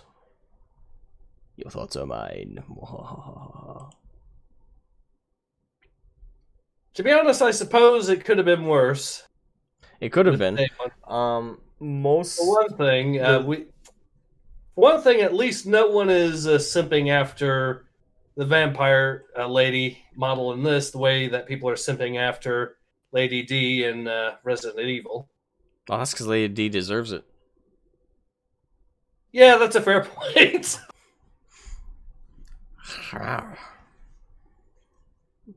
I'm gonna mount that mountain if it's the last thing I do. Victory shall be mine. Let's see. I love fantasy, so everything having to do with Shitmar. Breaks my big heart. I know, sorry, I had my yawn jumped at me. That looks like a piece of claw stuck in its tooth. Oh yeah, the drool, yeah. You going over all days of Warhammer Fest? Yes, but we're probably gonna have to zip through them more. We're gonna have to hold back any nitpicks. Admittedly. I'd rather have big. I'd rather I'd rather have big tits goth vamps, says Cragnose. So would I. Only if you want to get stepped on. Enough force to destroy my skull. Awesome. Alright, we don't have any call-ins right this second. Yeah, keep in mind, guys, over on the Discord, if you guys want to hop into the Discord and have any questions, concerns, thoughts, feel free to drop in the call line. I'll drop a link real quick. Drop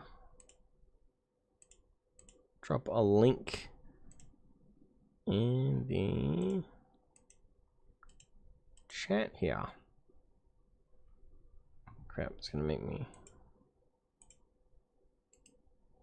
There we go. Yeah, so if you're able to jump in the Discord if you have any questions, things you want to bring up, call in related stuff.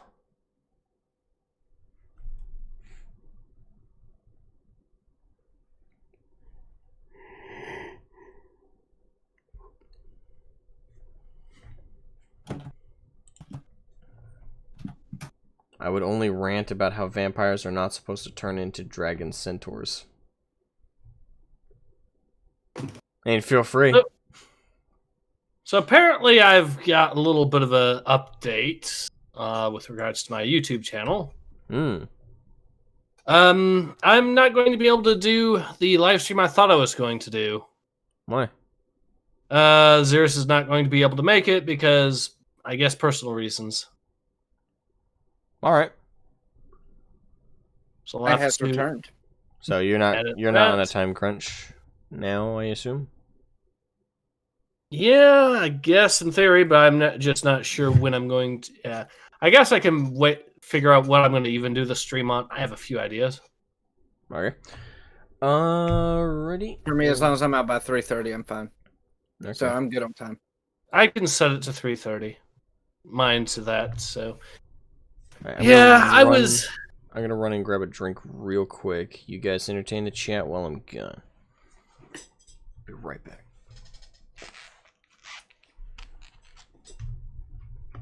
Arneth Gordon said, I would only rant about how dragons are not supposed to, or how vampires are not supposed to turn into dragon centaurs. They're supposed to devolve, not evolve. Just wait till we get into the 40k when then we get to make fun of the fucking sister of battle faces again.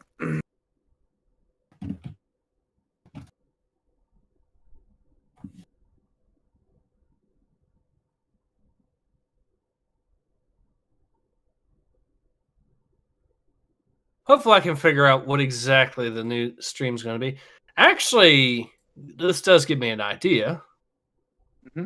Would you guys, would Osmogon, I have to wonder, be willing to join me on the live stream, perhaps, and maybe talk a little bit about some news, some other stuff Warhammer related?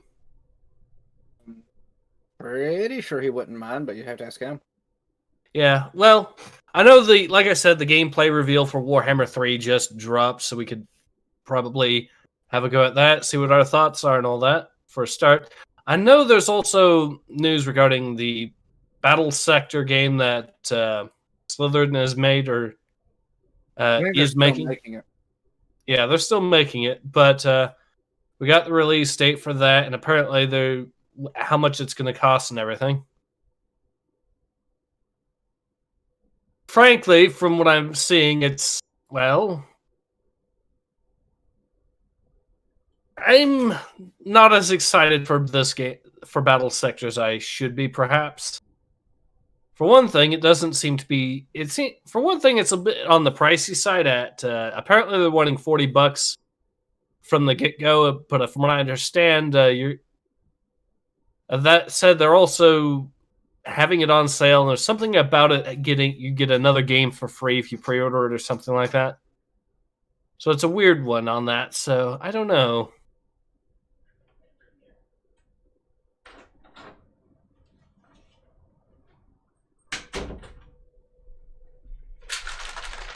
Anyways.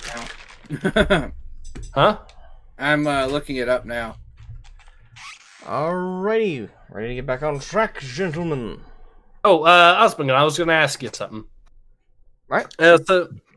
So since Xeris isn't going to be doing the stream with me, I was wondering if instead of that, how would you like, after this is done, to do a live stream where we go through on my channel, talk about the new Total War Warhammer stuff and some other 40k stuff as well? Just me? Well, it could be both you and Ludus, or we could get a third person on as well. I'm really open to work with you if you want. Well, we'll see how much energy I have left after this stream. I mean, I hadn't planned to do 2 in a row today. And I probably won't be able to, because after this, especially if we get done around 3:30, I got to take my wife to work and get a tire changed right after that. Yes, you did mention you have to leave at 3:30. Yeah, that's right. My bad. No, you're good. If it was just taking my wife to work, it wouldn't be that bad, but I've also got to get a tire replaced, so. Alright. Okie dokie. Well, day 2. Wait, nobody tried to jump in, did they? Alright. Alright. So day 2 of Warhammer Fest. We're gonna skip reading everything. Alright, Great female baby carrier. Yes. All I've got to say is I've got a little meme just for this and another model later on.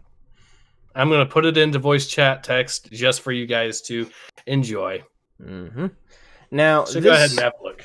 Interesting little background before we talk about this. So again, referencing my Outer Circle video, some liar and idiot who was on that video commented on the video, basically the same guy mentioned who inferred that I have never criticized GW or that I don't criticize them or I'm afraid to. On the last time me and Ludus discussed this particular model, we brought it up on a stream, which was our last stream. In that, which I'm assuming he was referencing that video, or sorry, that stream.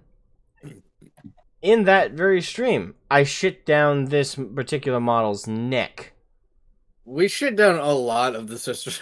We spent a good, I want to say, almost an hour of the stream dissing this shit. The only compliment I afforded it was that if I turn my brain off and not think about the logistics and think about how this mini works in terms of its actual usage in battle, I kind of like the detailing and design. If I don't think about it in terms of its functionality. That's the only compliment I afforded it. And somehow some dipshit moron idiot, that he's either that or he's a liar. I'll let him choose. He's one of the two. He's not anything else. It's the only two things you can be if you took away that take from this. Mm-hmm.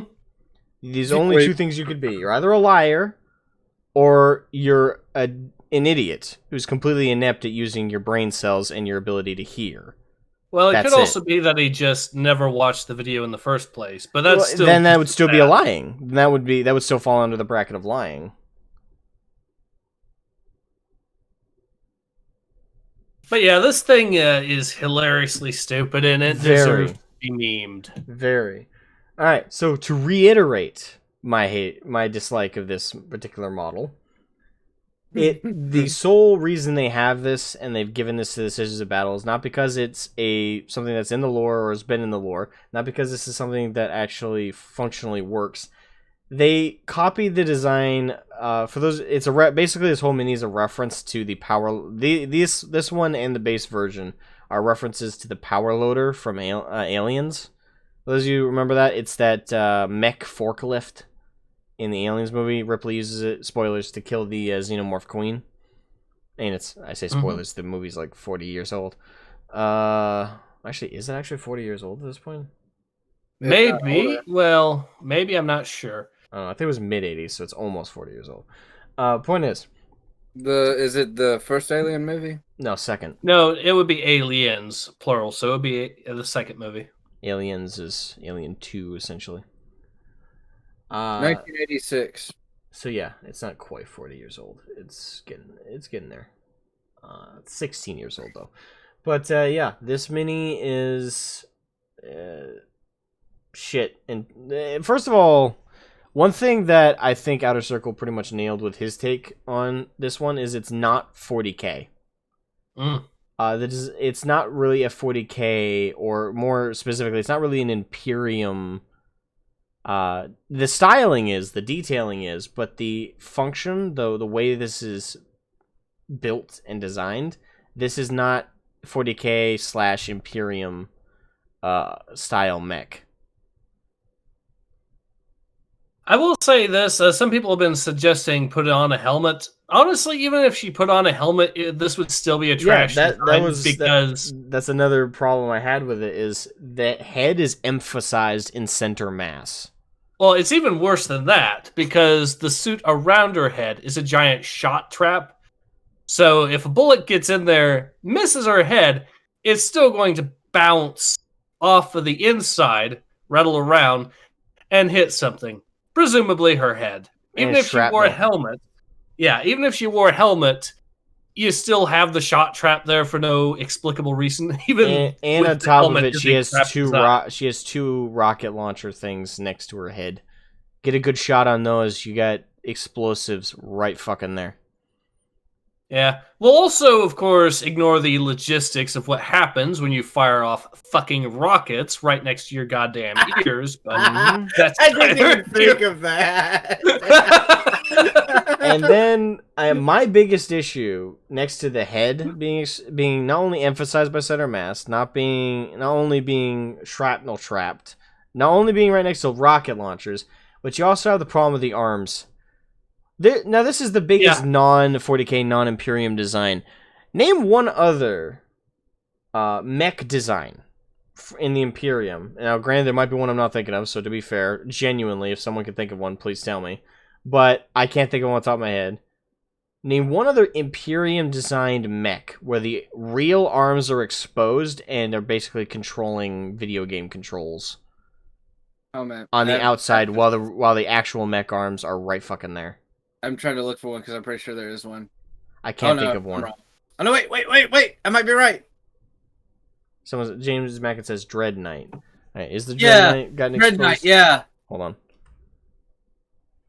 I had to look it up because I had to call it the Grey Knight Baby Carrier. Wait, hold on. Dread Knight. Their arms. I mean, having seen it now, and I'm going to put up an image for you. Okay, that is fair. But it's also Grey Knights, so they're weird anyway.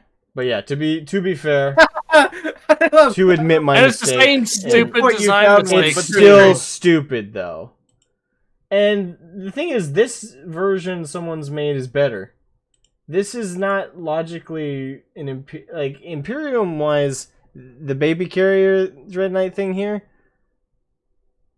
This is still not for even in this case. This one, it still is not something the Imperium typically designs. This is still, in my opinion, quote unquote, out of character for the Imperium. Most of their mechs, most of their suits of armor, pretty much most of their equipment that goes around someone's body. Typically, their full body is encompassed in it. So in both the case of this Dread Knight and in the my point I still stand by. In both cases, it still doesn't make sense either way. It's still out of character for the Imperium to have a design like that. Well, Carnage Corn. I will have to say I think this thing now, the Dread Knight thing, looks worse. Because the last one, at least the legs are protected internally. This one, my god. If there has ever been a suit in Warhammer 40k that just screams, "Mom, I want to kill heretics!" Yeah, that's why, to be fair, that's probably why the nickname for it is Baby Carrier. But Carneth Corn did point out something interesting. He said the Kless is the penitent engine. But that's because that's the exact purpose of the penitent engine, is for them to be exposed and to hopefully die. Ah, right. So actually, the Dread Knight being stupidly designed actually makes sense then. Well, the Dread Knight is stupidly designed because it's stupidly designed. The penitent engine is stupidly designed because it's like a mobile prison. Oh, all right. I'm sorry. I was thinking that was one the same for a second there. Yep, my bad. Makes it even worse because they're using a design from something for someone that's supposed to be expendable, and they've just taken that core idea and given it to a High Lord of Terra in this case. Yeah, the thing is, but I still stand by. In either case, whether we're talking about this new Sororitas model or that Dread Knight, it's out of context for the Imperium, in my opinion. It doesn't seem like something they would come up with. It's backwards, it's silly, it's stupid, and to be fair, they don't invent their shit. Most of the designs are based on what they've come from what the Mechanicus has collected from, TCT? No, it's... STC? STCs, thank you. That's what the Imperium gets most of its designs from, and those are restored records from the Golden Age of humanity. Can you picture even in a mistake design? Let's be generous. Let's pretend one of the STCs just has a design in it that was a bad design made by some intern during the Golden Age, and suddenly, and for some reason, got stored in an STC. Can you explain to me why the Imperium would implement it? Like, it doesn't seem like something that they would implement just because they find it in the STC and just because the Mechanicus want to build it. I mean, the Dread Knight and this both feel backwards in terms of what the Imperium implements and uses for its weapons. And it's just so logistically stupid and backwards. Having the head emphasized, being right next to rocket launchers, and being a shrapnel trap. Then, on top of that stupidity... the thing is, I could live with that if the arms were fucking inside the actual arms. This doesn't make sense. Your arms being... And again, we're talking both Dread Knight and this right now. Your arms being exposed as the controllers outside of the protective armor for your mechanical arms is stupid. Because all it takes is one bloodthirster, one bloodletter getting close enough and hacking your arms off. Guess what? You're fucked! And it ain't gonna be that hard either because your actual arms aren't heavily armored. Not by comparison to that mech. I want to correct something. If a bloodthirster decided it wanted to cut anything in half on that mech, it would cut the whole fucking mech in half. They are massive. Yes. A bloodletter, not so much. A bloodthirster would just cut it in half. My point still stands. Having your arms exposed, Dread Knight and this, is incredibly fucking stupid.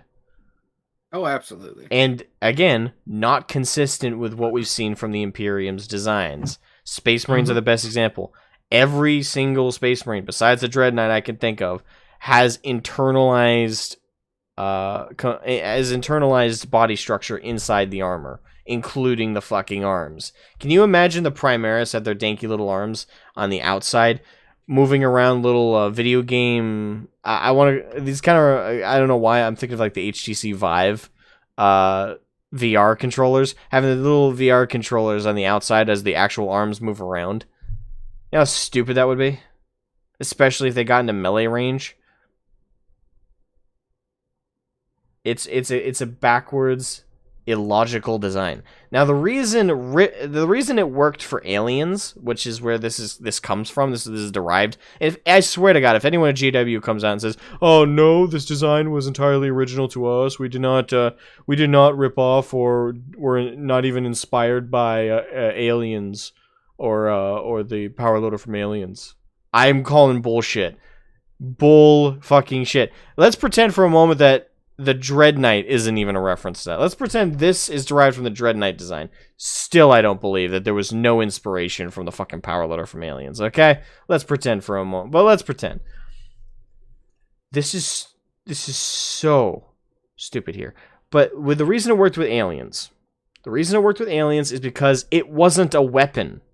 The power loader wasn't a weapon used against an enemy. It was a forklift. It was a construction tool. It was a storage tool. It was the same. It was literally the same thing as a forklift, just a mech version. So the arms being exposed for that, and even then, I'm pretty sure if I recall correctly, the arms were somewhat protected. Well, no, they're fairly exposed. So it made more sense there because it wasn't a weapon of war. It wasn't meant for battle. You weren't going to be under attack by the boxes you were lifting up and storing away in the storage bay, in the cargo bay. It was pretty exposed.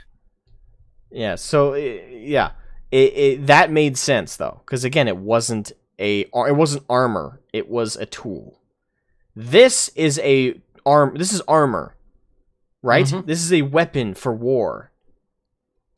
Name in what universe it makes sense to have for your pilot entirely exposed. I mean, even to use a similar design from a sci-fi universe, well, sci-fi-ish universe that had a similar suit that was kind of similar-ish and was used in combat. The RTS Warfront Turning Point, even in that case, the arms and whatnot were at least still contained in a box of sorts. A box that basically just had metal tubes surrounding it and no glass, from what I remember in the game. In fact, I actually put up a pic of it in voice chat text so you can see what this thing looks like. But even in that is significantly more practical in design than this thing for the various obvious reasons.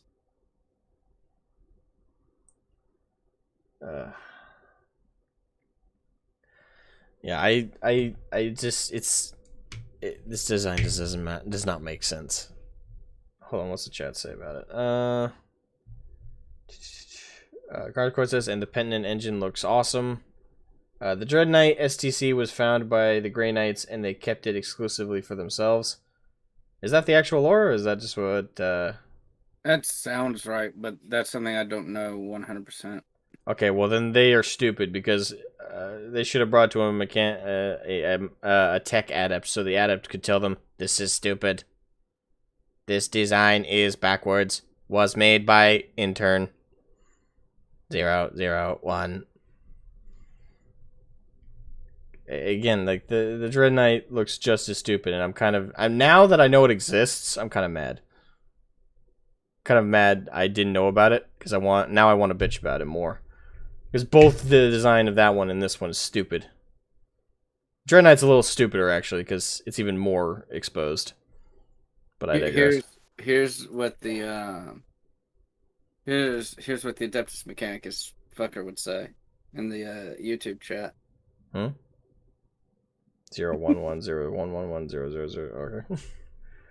Okay. Translate that. It translates to LOL. Okay.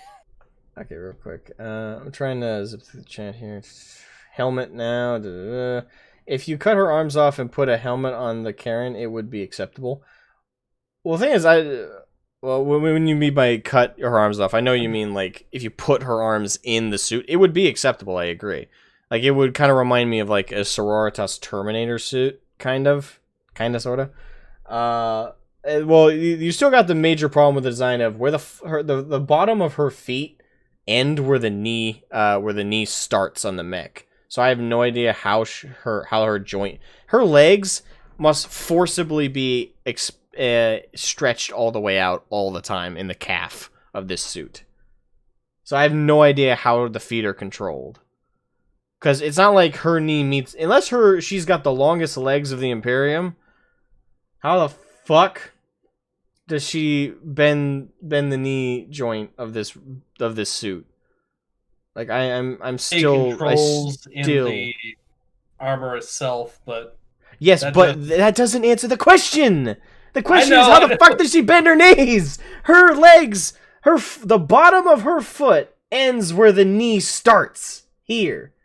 Okay, unless so she has the longest. So I'm thinking that her physical legs on her person would be straight, while she uses controls at her foot or whatever to control the knees and legs of the suit itself. Yeah, like I don't know how the fuck that works. That would be my best guess. The design of this was not logically thought up very well. It wasn't. Shrapnel catcher. The Dread Knight is passable. I don't agree. I think the Dread Knight needs. It's passable in the regards of I let it pass for meme's sake, but I really can't because I think it's more stupid in many ways. People complained about the Dread Knight and TTS just made it more ridiculed, and yeah, it should be complained about and it should be ridiculed. Yeah. Yep. It's a baby carrier, and the Penitent engine looks awesome. The Dread Knight is... Okay, I read that. Imagine... This is to me. Imagine what's happened to her if there is a gust of wind or a nearby explosion. Nearby explosions with her for all the time because she's, again, got the rocket launchers right by her face. Come to think of it, that would mean she'd also have gusts of wind by her all the time, too. Mm-hmm. It's okay. Rockets aren't propelled by fucking fire or anything. You know, it's fine. You're going to love the lore about her. Oh, you mean the lore? Me and Ludus already discussed this. This is probably where the lore I don't like, but I don't hate it. Like I know that. Okay. So from what was derived from the lore, Morvenn Vahl is a High Lord of Terra. Mm-hmm. Which, my initial problem with that is the idea that a High Lord of Terra is being sent into battle. Like, these are the people who are literally the head of the Imperium. Why would you send the head of the snake into the front? Why would you send that to the front of battle when you have perfectly good claws in terms of, like, the Astra Militarum and the Space Marines and the Mechanicus and so many other things that should be in battle long before a High Lord should be. But at the same time, when me and Ludus talked about it, I actually came to think it might be more interesting to... Because the thing is, when I think about it, there's multiple High Lords of Terra, right? And certain ones are definitely specialized in regards to war.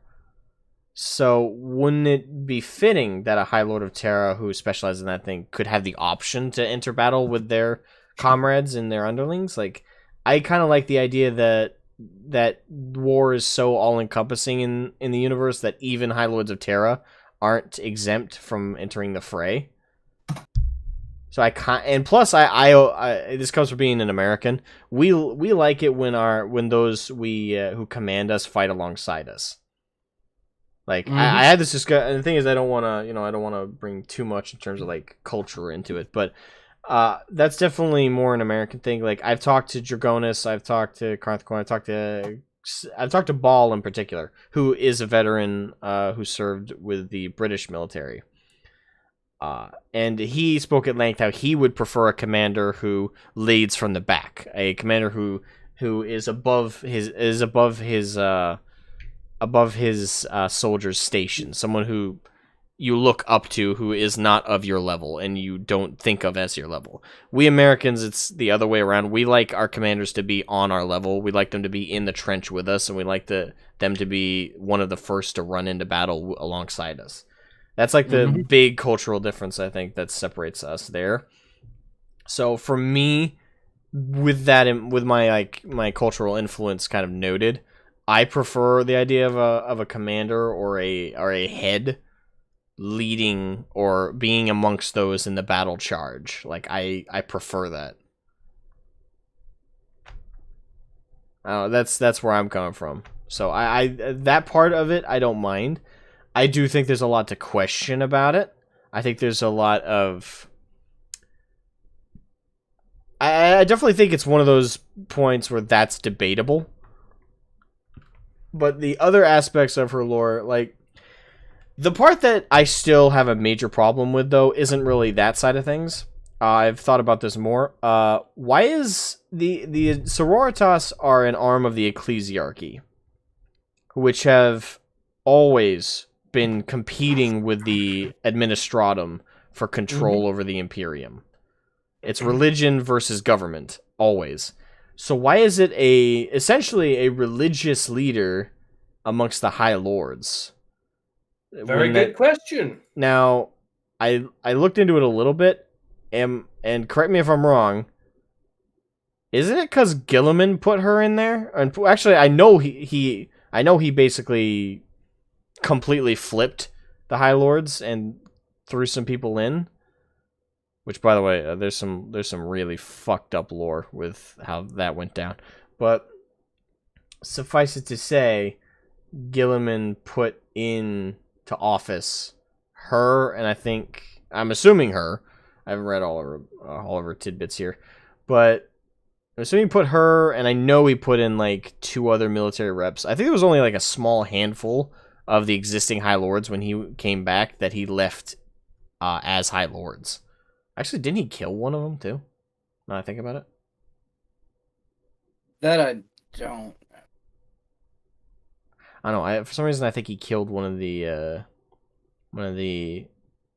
Okay, Dragonus Warfare says he put 5 lords in. Alright. How many lords are on there again in total? I can't remember off the top of my head. Let me check how many right now, or... Okay, Dragonus says 12. It's 12 in total. Okay, so he put in 5. Yeah, hashtag blame Girly. Yeah. It's like, yeah, I'm back alive again. I immediately get to decide who's head of government, you know? Because I'm Girly Man. I get final say, because I say so.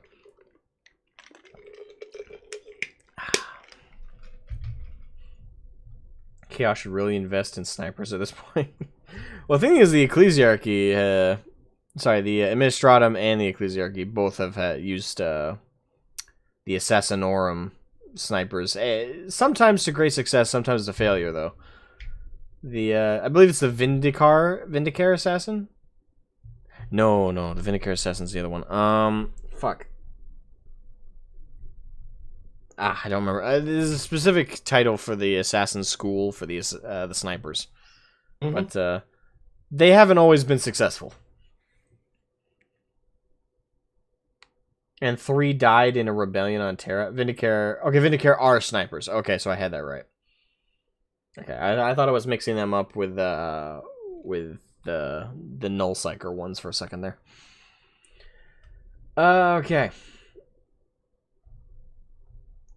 But yeah, the Vindicare assassins don't exactly have like 100 out of 100 kills. They fail.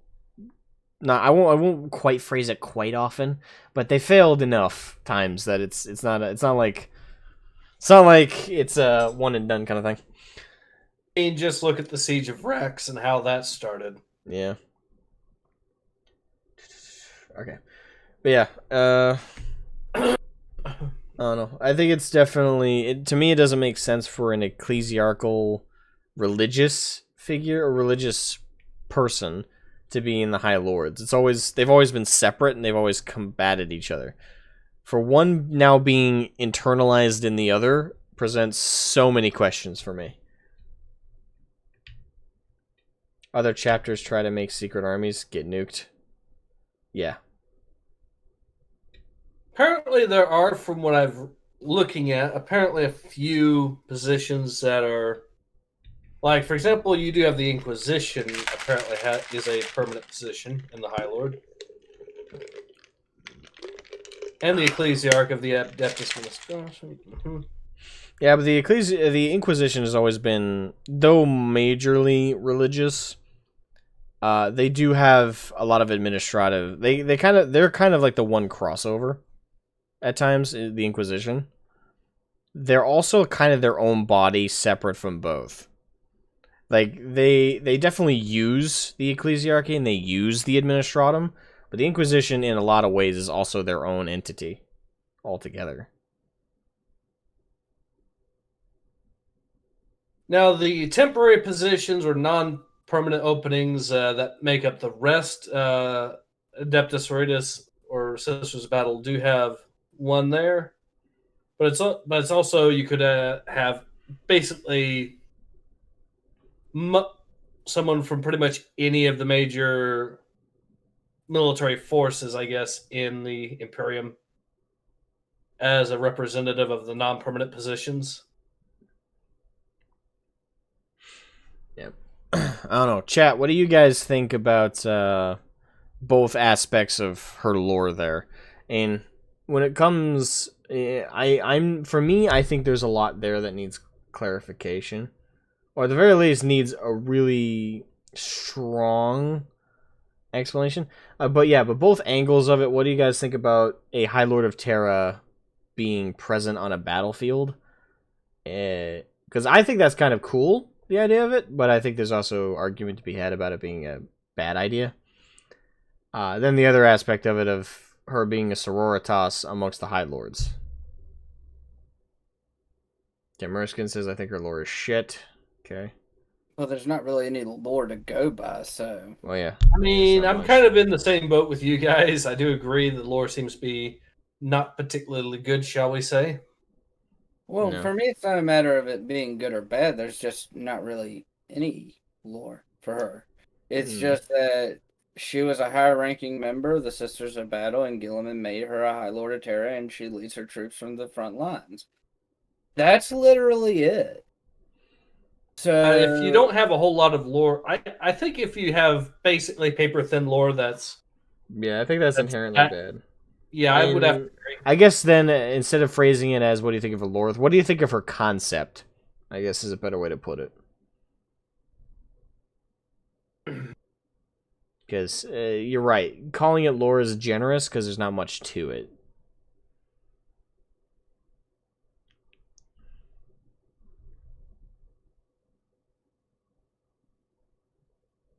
Politicians on the battlefield, no thanks. But I mean, sisters and custodians are warriors. Exactly, that's the thing. It's like, it's one of those things where, yes, she's a politician, but at the same time, she's also a warrior because she's a sororitas. So, I mean, to be honest, I'm not... I kind of have the exact polar opposite opinion there. Not because I like politicians, but because I actually despise politicians, so sticking them on the front line seems to be a... Yeah, but I think the idea is when you want fighters on the front line, you want capable fighters. Yeah, there's place to be had for cannon fodder, but primarily you want people who can achieve some kind of actual progress on what's going on. Like, you want an actual tangible fighter on the front line. You don't want somebody who's useless. Wrong on that. You are correct on that. A High Lord of Terra being on battlefield is like the boss of U.S. president leading the charge against Isles in the Middle East. So it's like, so what you're saying is it's like the Chinese president getting on the front lines in the Middle East. Okay. She is an ass pull and an ass pull? And I feel like no High Lord would see themselves as expendable enough to go into the battlefield. Exactly, that's the thing. I don't think any High Lord would see themselves like that in the typical political sense. It's just in her. The thing is, does anyone know like Guilliman's reasoning for putting a sister? Because to me, personality-wise, at least this is what we know of how the sisters are generally. I don't think any of them would want a governing job.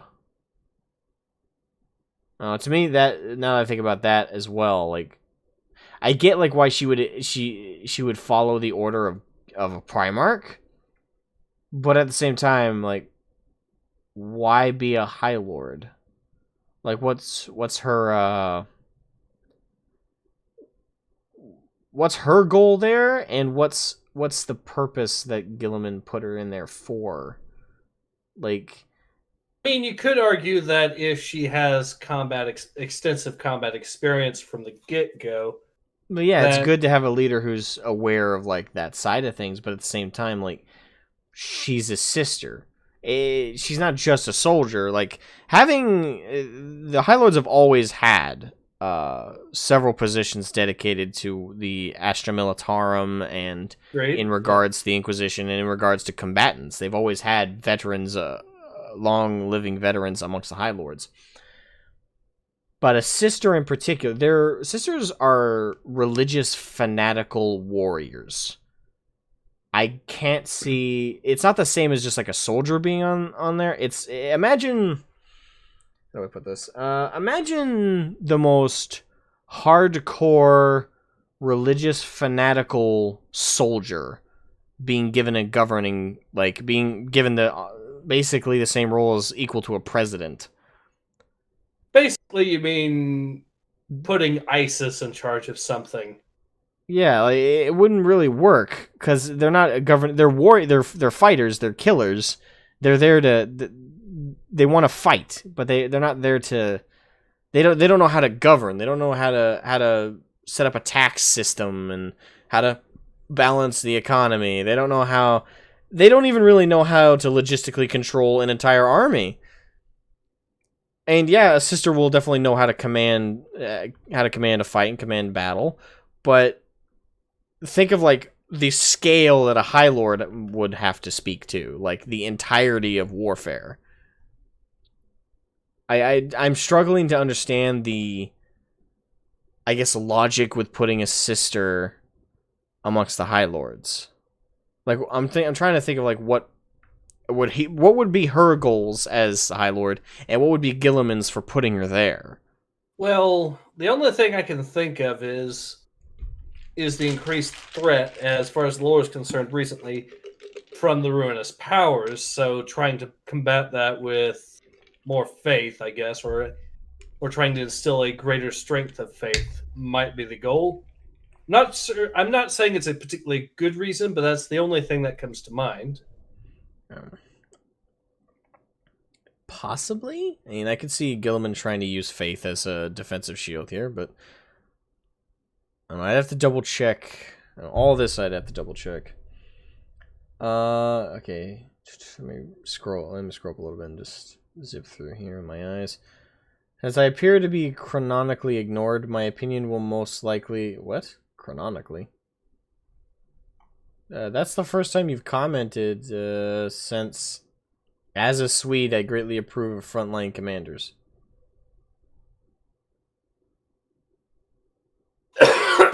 And before that, weren't you supposed to go through these quickly?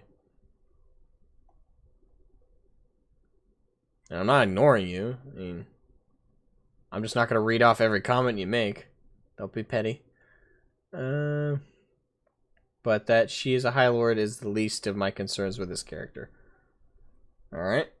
Stupid and could have been executed better. The bureaucracy of the Imperium, I feel, would be worse due to the head of the Imperium walking off into battlefields instead of doing their job. That's a very good point. Ass pull equals came out of nowhere. Oh, okay. So out of left field. That does actually remind me of another story, historically speaking, that points out that just how silly this is. If you want me to, I could tell you about that. Is it a real-world example, or is it... Yeah, it's a real-world example. Is it quick or? Yeah. So during World War One, for those of you who don't know, Pat, the guy that would become General George S. Patton, or just George Patton at the time, I think he was a lieutenant colonel, got his start in World War One, helping train the tanks and whatnot. And he was a staff officer. His job was to basically see how the battle was going from behind the lines. Well, he decided of his own volition to constantly go right up to the front of the lines, and this earned him a fair bit of fame, but it also earned him a bit of some stern backlash from his command, from the guys, from his bosses, basically because, well, he was up the front line and not back at the base trying to figure out what was going on, and so he didn't really have the full picture while he was on the front lines. In fact, it almost got him killed at one point during the Meuse-Argonne, if I remember correctly. Okay. Right, yeah, good. That's actually a good example. Right. And that's just a lieutenant colonel, so you can imagine just how bad it would be if a High Lord of Terror, someone like that, yeah, was doing it. Yeah, that'd be pretty fucking bad. They don't give you a reason in the books. They don't even give a reason. Great. A simple tyranny. That's another way to put it. Definitely, it's Gilliman. He put in a sister to fulfill his diversity quota. Oh, here we go. The High Lord job is so different to a front rank general that she will fail at one no matter what.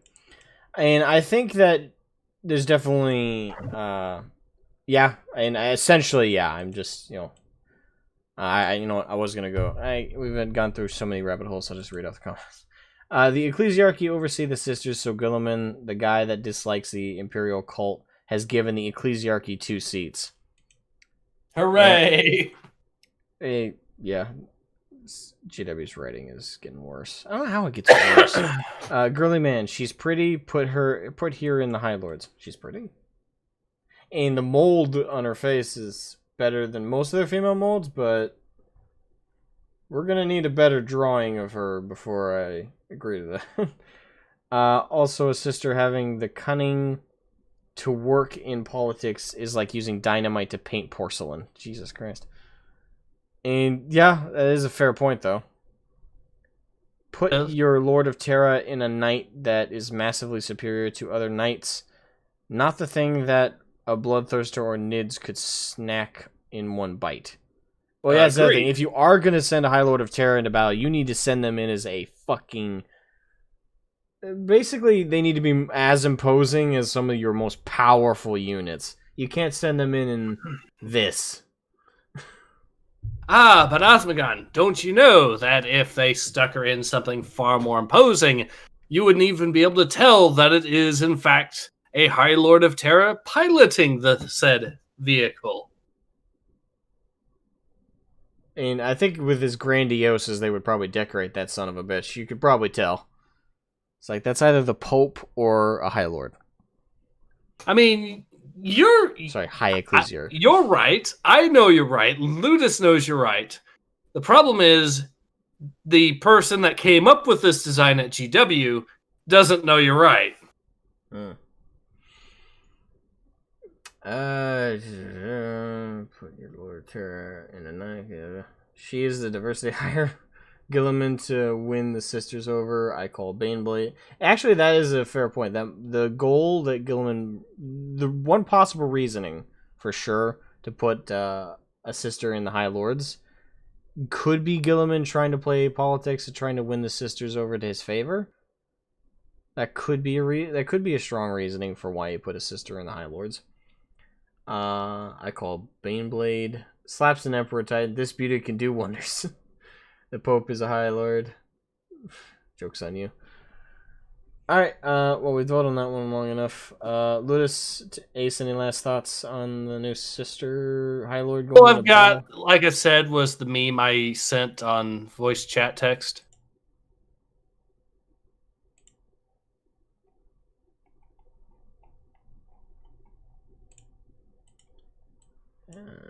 That one? What? Who wore it better? That one? Yeah, that one. Go ahead and show it if you want. I already am. Oh, there it is. Yep, that's it. And as you can probably tell, that we're going to be going back to that a little bit because there's a repeat later on. Indeed. All right, we're just gonna zip through the rest of the new Sisters models. Lore-wise, there isn't a shit ton to say about them. Astrothurga and Agatha Doland. They don't look great. I'll be honest. The face molds. I mean, I've seen worse on this page. In fact, one of them's coming up. No. These aren't as bad as the one that is coming up, but they're still pretty bad. I think hers is probably one of the best, in air quotes, so far. Let's see. Yep. But other than the faces, their molds are pretty standard. Let's see. This one is the trash fire. Dogmata. I will refer to her from now on as Dog Face Dogmata. Yeah, they fucked this one so hard. Okay, so as I said in the first time we covered this with me and Ludus in our last stream, I will repeat myself yet again. This looks like a model from the 90s. They just so blocky, so it's okay. It's a very rough model, if I'm being honest. Like the face mold is dreadful, and the detailing is dreadful. If it weren't for the paint job, if we were just looking at plastic right now, this would look like garbage. I mean, it's not just the face, but the face is one of the things that sticks out. But another thing that sticks out, my God, look at the hands. That's exactly what I'm talking about. That's the 90s, like, blocky hands. It's just the bones, too. You still see them all the time on my orc models. Their hands look like that. And the excuse for that is the orc molds that we use right now for orc boys are old as fuck. That's why. They haven't updated them in, what, a decade plus? The orc boy set? I have a very simple solution as to why she looks that way.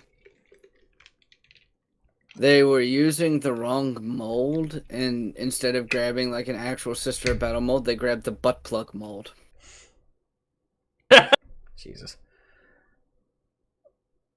Yeah, like that right there is just the hands are so fucking blocky. Someone mentions, I believe, Palpatine with tits, Carneth Corn. Just you wait, by the way, for the next model too. I wouldn't say I wouldn't be so cruel to Sheen.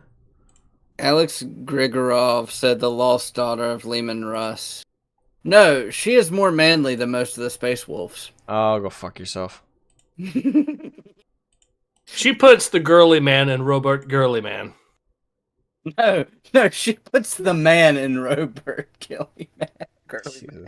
His nickname from now on is Robot Girly Man. This model though, man. This model. Is so we are not going to be kind to these models, are we? No, we haven't been. I mean, we spent like what, almost an hour shitting on Justice Sororitas one.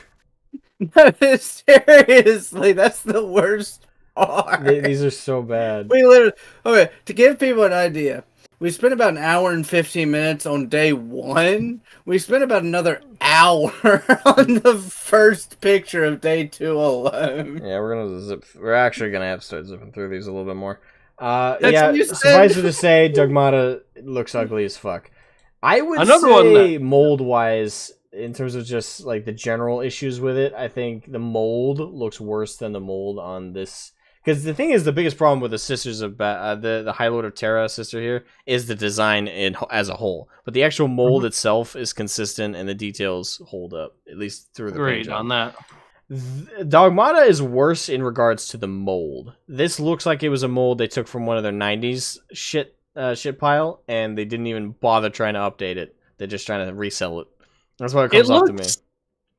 It looks like someone just woodworked an old piece of wood with some with a whittling knife and just painted that. It's what it looks like. This looks very rough. Very fucking rough. And speaking of looking very fucking rough, the next one, Palatine. Someone mentioned Palpatine with tits. I mean, the name on Palatine here. At least the name, the joke can be made. But I think hers looks better than Dogmata. Oh, Not by much. She has a very by caveman-y far. face. By far, her face is fucked. But if you got to keep in the whole model. The Look, model outside of the face doesn't look half bad. Here's the difference, though. But hold on, here's the difference. Her face may have been fucked roughly, but it was fucked roughly with love. Dogmata's face was fucked with a goddamn lawnmower. I mean, you're not wrong. I'm just okay. I know exactly what Palatine's face reminds me of. Someone got hit with a trash can lid. She looks like she looks like Arnold Schwarzenegger from Conan the Barbarian. That's what she looks like. Kinda, yeah.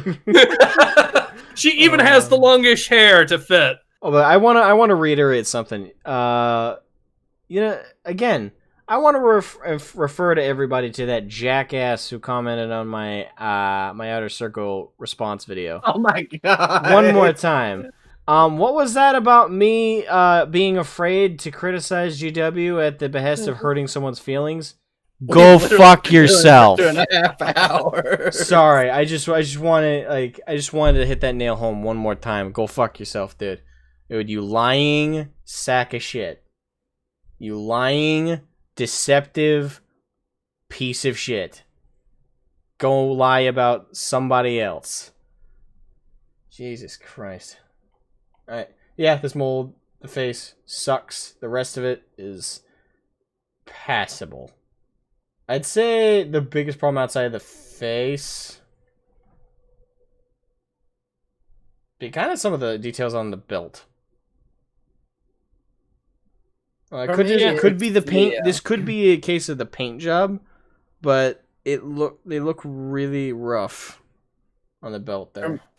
For me, it's the rosette in her hand. Oh yeah, because the beads kind of stop here, and the beads are inconsistent, right? Yeah, that's hard. Yeah, that's pretty bad. That's pretty bad. That's heresy. I'm trying to. Is that a mold? You're supposed to be rosette, line, is it? Right there, that little divot. Wait a second. Let me check. It's supposed to be rosette beads, not anal beads. As far as the mold line, I don't think that's supposed to be a mold line. Although I think that's supposed to be some sort of string that strings the beads all together. Yeah, that's how you pull them back out. Oh, wait, never mind. No, that's what the Inquisition symbol's for. No, that goes in first. Yeah. Well, anyway, yeah. This is so. In recap of the new sister stuff, you have the most terribly thought out logistical design ever in regards to this motherfucker with the High Lord. The only compliment I can give it is the detailing on the mold looks interesting. But that's not really a compliment as much as it is like it's just a thing. Like the mold itself is terrible. The design, they clearly based off the power loader from Aliens. And before anyone jumps down my throat, nah, the Dread Knight is just as bad now that I know it exists. They're both terrible. The Dread Knight's almost worse because it looks like a fucking baby carrier. Like straight up. This one, at least, it's pretty much down to just the raw design and concept is just terrible. Actual mold, the Dogmata looks god awful. Oh my god. Like this one is the blockiest, and they need to go back to the drawing board. And yeah, her face, Arnold Schwarzenegger, pretty solid, pretty bad. All right. So, and that's not the only really stupid one. The first model of the first model I saw of the Celestial, the one where you see that has the shield. That one. The one that has the shield and pistol facing out, so you can see the inside of it pretty easily. So you know. Oh yeah, this one. Okay. That one. Yeah. I actually like these. Well, the part that I like. I do like them mostly, but in the case of the one with the shield and the pistol sticking out like that, look at her face. For whatever reason, the she has faces her. are terrible. Like that's universal, pretty much. Right No, now. not that one. Not that one. My mistake. It's the other one where it's pointing off to the side. The other way. Other way. Oh, that one. Yeah. That one. Look at the face. She's looks got like her her tongue tongue sticking out. Yes. Oh my fucking god! They didn't even try. They didn't even try. Come on, dude. You had to have painted that in. That has to be intentional. Instead of female space marines, what they're trying to turn the Sisters of Battle into is derp marines, I guess. No, I hope they never try and make sisters female space marines. They're their own thing. They're much cooler than sisters. Yes, they are. Much better. Yes, they are. They're far superior to any shoehorned in female space marines. They're so much cooler. But by God, they are not doing them any justice with these faces. Holy shit, that is bad. I know absolutely no one's going to get this reference, but as soon as I saw that one, I was like, Goopy Gwape! Goody Gwape. I guess Sisters of Battle thirst too, apparently. She said Goofy Gwape. I just don't get what she's... I don't get what the thought process was with that mold of that. That had to have been a mold that got damaged and they tried to fix it and it was too late before they had to produce it. Like I have to imagine something like that happened because that looks so bad. But if you're going to do that, why the hell would you show it your big reveal? I don't fucking know. Rushed job is the most generous way to describe that. I like the general concept of these ones, like the shield in particular, like that fit. The shield and the weapons in particular are very much Sororitas, as well as the armor. This is perfect representation of like how Sororitas look. It's the faces, dude. Though the faces are so rough, especially that one. That is so fucking bad. General design great. I like the idea. It goes especially with the shields looking kind of looking like tomb heads or like casket heads. Those look great. That matches best. But those faces, it's hard to look past those faces. Alright, but yeah, that aside, then obviously we have the base variant of the High Lord. Avoiding her face at all costs with those close-ups. Yeah. We're baby carriers. The baby carriers, the power loaders from Aliens, more of those. The base variant looks, if anything, dumber because the thing is, there's no compliment I can really give these ones. The design is the same as the shitty High Lord, so that won't go over again like I did for like an hour. But I honestly think these are not as bad as the High Lord. I think they're worse because they don't have the same good detailing. The thing is, hear me out. Hear me out. First of all, you don't. There's not as much noise being generated right by your fucking ear because instead of rockets, you have what looks like bolters or something like that. And even if by that standard, it's not quite as bad. It's still pretty atrocious. Don't get me wrong. Yeah, but it's the difference between a rocket next to your ears and an LMG or a 50 cal.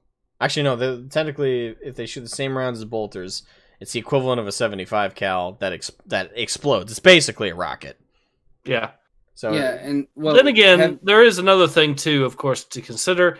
And if you look closely at the area around the head, at least this is designed in such a way that some of the sound would be deflected away from the person. Not much. Not much, but more than the other one. Well, the other problem is the thing is the High Lord's version obscures the legs a little bit more with the cloak, so you can't see how weird those are set up as well. These are so bad. Like the arms are super fucking thin. Is another thing. I'm not saying this isn't crap. It is.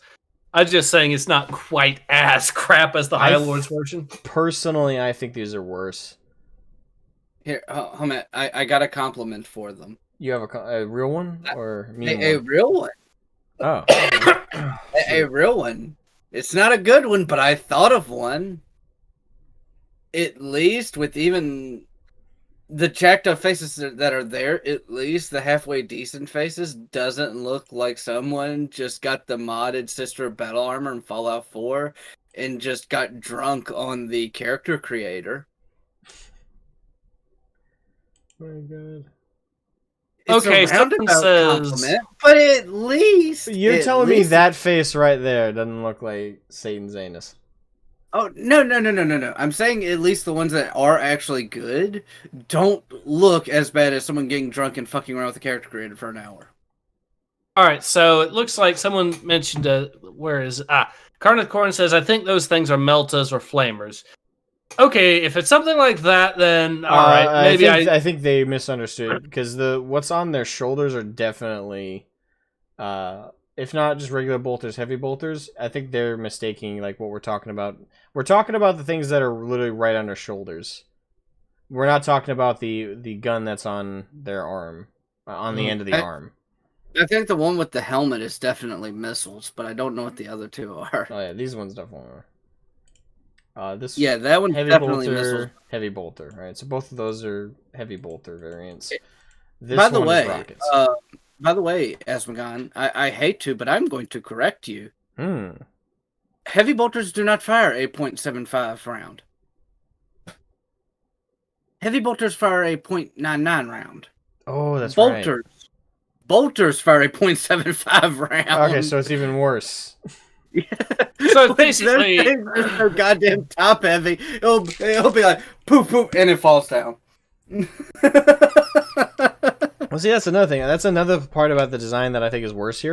Because without the frilly stuff, the thinness of the arms is so apparent.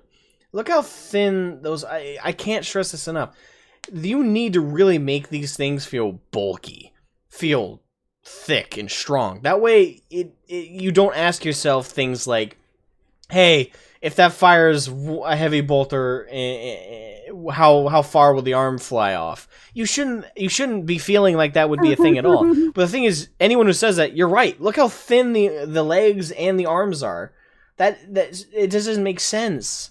Again, I figured it out. in that regard, I would actually say the Dread Knight is better than these. As much as I hate the Dread Knight, look how at least the Dread Knight is thick. It's beefy. It's thick with greasy, thin and lanky. So why? So Joe Bro just pointed out something, and I'm seeing what he's talking about. The sword is bent. Oh yeah, it's got a slight contour to it. And also, I want to say this. I figured out why. They have the really heavy weapons that are probably only one shot and they fly the hell off on these stupid baby carriers. Do you know why? Why? These are the Sisters of Battle version of Commissars. So they're in the front facing towards other Sisters of Battle. That way when they run and they shoot the stupid fucking things off their shoulders, when they fly backwards, they'll hit the enemy. Two birds, one stone. Or if you go back to the one that you're on currently, because I have it pulled up on my screen. If you go to the one that you're on currently and they fire all the missile pods, then instead of that one shooting off the two shoulders at the enemy, you just shoot the whole damn mech at the enemy. Effective. See? There is a reason for it. Alright. I think we shit down these things' throats enough. GW, please redesign these. Please, like they're too thin and I don't understand the logic of that. Why make a mech thin and lanky? It's so stupid. All right, so remember, GW. There's a simple phrase to improve these: thick thighs, please, guys. I mean, yeah. I hate that works, but yes. I love it that I heard this smile because I could see the reaction at first. Like the best part is none of us have our cameras up in the Discord either, but I know like at first you had like this what the fuck look, and then after you processed it, there was just this big shit-eating grin. God. Well, anyway, trying to zip through this. The tank, I don't have much to say in regards to the tank. I like it. There's a lot of cool detailing. It looks like Sisters, especially with the statues, and the indents in the side. Really love that, actually. But yeah, I do. I've heard people refer to it as like the Sisters get Predator tanks now. Yeah, I kind of see that, but it actually reminds me more of a Lehman Russ, if I'm being honest. But I like it. Actually, I like the detailing. All of that looks great, in my opinion. For me, it's somewhere in between them because I think think the Lehman Russ has a wider gun. Well, the reason I say Lehman Russ is Lehman Russ has basically the same composite here. It has the actually no. Let me double check. I'm thinking. Hold on. Let me actually grab one of my Russes. Because Dragonis said it's a smaller Predator. And if I remember right, a Predator has a smaller gun than a Lehman Russ. And I could be wrong about that. But Alright, so I grabbed one of my Russes, and yeah, it's pretty much the same thing. And it's got the main cannon, like my Russ here does. It's got that opening on the top. It's got the little view airing thing here, and the opening for a bolter gun. So it's pretty much the same exact setup as a Lehman Russ, but for Sisters.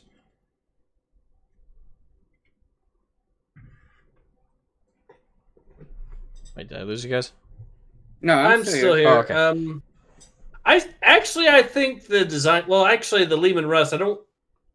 It seems like a cross between that and a Predator. The Lehman Russ does have some differences to this. Mostly detailing. Well, actually, the chassis is more in line with the Predator, I will say, because the Lehman Russ has a World War I style rhombus tank chassis. This thing has a more modern style of chassis by comparison, which is similar to the Predator. Oh, okay. I see your point there. I love how Corner Corn put in there Chad Lehman Russ, in parenthesis, the tank, greater than the Virgin Predator. The only time when you can say Lehman Russ is greater than anything. I disagree. Moving on. I will like the tank. I will provide a clarification that I already brought up before in one of my videos, but with regards to this, the advertisement, I had a little bit of a misunderstanding with the advertisement, we'll say, and how they described the Exorcist. Oh, what was the misunderstanding? You remember when they called it a pipe organ cum temple? Yeah, I do. Yeah, when I first, I realized the mistake you made actually when you sent me that, because my brother-in-law is British, and I've heard him use that phrasing before. And he explained to me that that's a common phrasing over in the UK. Yeah. So that's more of I guess you would refer to it as a translation of intent. Lost in translation. Mm-hmm. Yeah, it seems to be a British thing specifically because Xerus is the one that pointed it out to me, and well, Xerus is from South Africa, so it's not just the U.S. Where people are having that confusion. I will say that I have just found another model that I want. So for anyone who doesn't know, I have a friend who I have known for, holy shit, 13, 14 years now. And her and her fiance have bought me 2 models specifically because they're the 2 characters that I love the most in 40k lore. And I'm going to essentially use them as back pieces because I don't really do anything with the minis. But now I see another one that I want, and it's that fucking Imperial Knight. Oh, which one? Scroll down. To the battlefield with the demon, the dragon. Oh, that one. The Canis Rex? Yeah. Oh, I have that. I have that. I've shared images of it with you, I believe. I don't remember. But yeah, that would actually, and the only reason I like Imperial Knights now, and I'm not even going to lie about this, is because I've played Warhammer 40k Inquisitor Martyr, and there are segments in that game where you get to pilot an Imperial Knight, and it feels like you are piloting an Imperial Knight. Alright, let me see. Actually, send you a picture of my Imperial Knight. Yes, I feel it's important to include this. Is it really? Yes. I swear. Alright. Where the fuck is the image? I took a couple recently. I'll just send you one. There you go. I know. There you go. I sent a DM. Okay. Should I will. be loaded. There it is. Okay. What is the paint scheme on it? Black Templar. Oh, I saw the cross. It just didn't look that way because it had that like bluish on it. Back again, sorry, guys. Sorry. You're fine. I was wondering what that. The last thing I'll say about this day, because we really do need to make some headway here. Battlezone Mechanicus Caradon. I like it. I actually like that set. I actually kind of want to get that terrain set. Yeah, that's what it looks like outlaid. Everything else, everything else is more logistical stuff. Like, yeah, of course, the new Codex Adeptus Sororitas is also coming out following these new models. We're getting a new narrative book with the Act 2, the Book of Fire, Warzone Caradon. Yeah, all that cool stuff from day 2. That's all the positive stuff. We are kind of zipping through the positive, I know. Because we have to at this point. We have to at this point. So day 3, this one I'm going to also rush. The books. Yeah, it's mostly books. Gaunt's Ghost. The thing is, I'll say very easily, very quickly. I really am happy that we're getting new guard models, even though it's like one set of actual new models. I really do like these. I kind of jokingly refer to them as like the Fellowship of the Ring, but but Warhammer 40k. I know that comparison breaks down considering none of them are hobbits and none of them are elves, but the reason I think that is because of the green cloaks. I know it's kind of the stupidest of like connections to make, but I mean it. I do really like these models though, and I do want to pick them up at some point. And I initially was worried that they might be limited time, but thankfully they are not. These are going to be permanent new additions to the line, which is awesome. Also, really cool detail on the model to include tattoos. I just want to note that as we're skimming by. I will say, on day 3, the thing I'm looking forward to is the Horus Heresy Siege of Terra book Warhawk. Wait, you left again? I mentioned, yeah. Oh, I didn't hear. Okay, so yeah, but like I said, these new guard models, I like them for the most part, pretty cool. And I'm happy that they're permanent additions to the line. There's a new collector's thing, the Vincula Insurgency stuff, which is connected to the new models. I'm I've learned it's Dan Abnett, who's my favorite. Well, one of my favorite anyway. I'd say is probably number 1 or 2. Now I think about it. Dan Abnett's one of my favorite Black Library writers. His new novel takes us back to the earliest days of the Imbram Gaunt and the Tanith First, where you'll learn about the dark secret that's haunted them ever since. And I like stories to do with the Guard. Like, because the thing is, when stories with Space Marines are usually like big and verbose and overarching for the universe, but tales about individual Guard units and their experiences is the most relatable for readers. And I think generally, I think we all enjoy like war stories, and I think Dan Abnett does pretty well with that. So, yeah, go ahead. I was gonna say, which is funny because I genuinely agree that Dan Abnett is probably my favorite Black Library author. But the book, like I said, out of day 3 that I'm looking forward to is not on him. It's the bestest of loyal boys, Warhawk. Yeah, go ahead. I was gonna say, I don't know why, but I've gotten this massive love for the con since I've been doing more research into the Primarchs, and just that alone makes me want to read that book. I definitely want to check out all these books. I only have so much money. Sabbat War,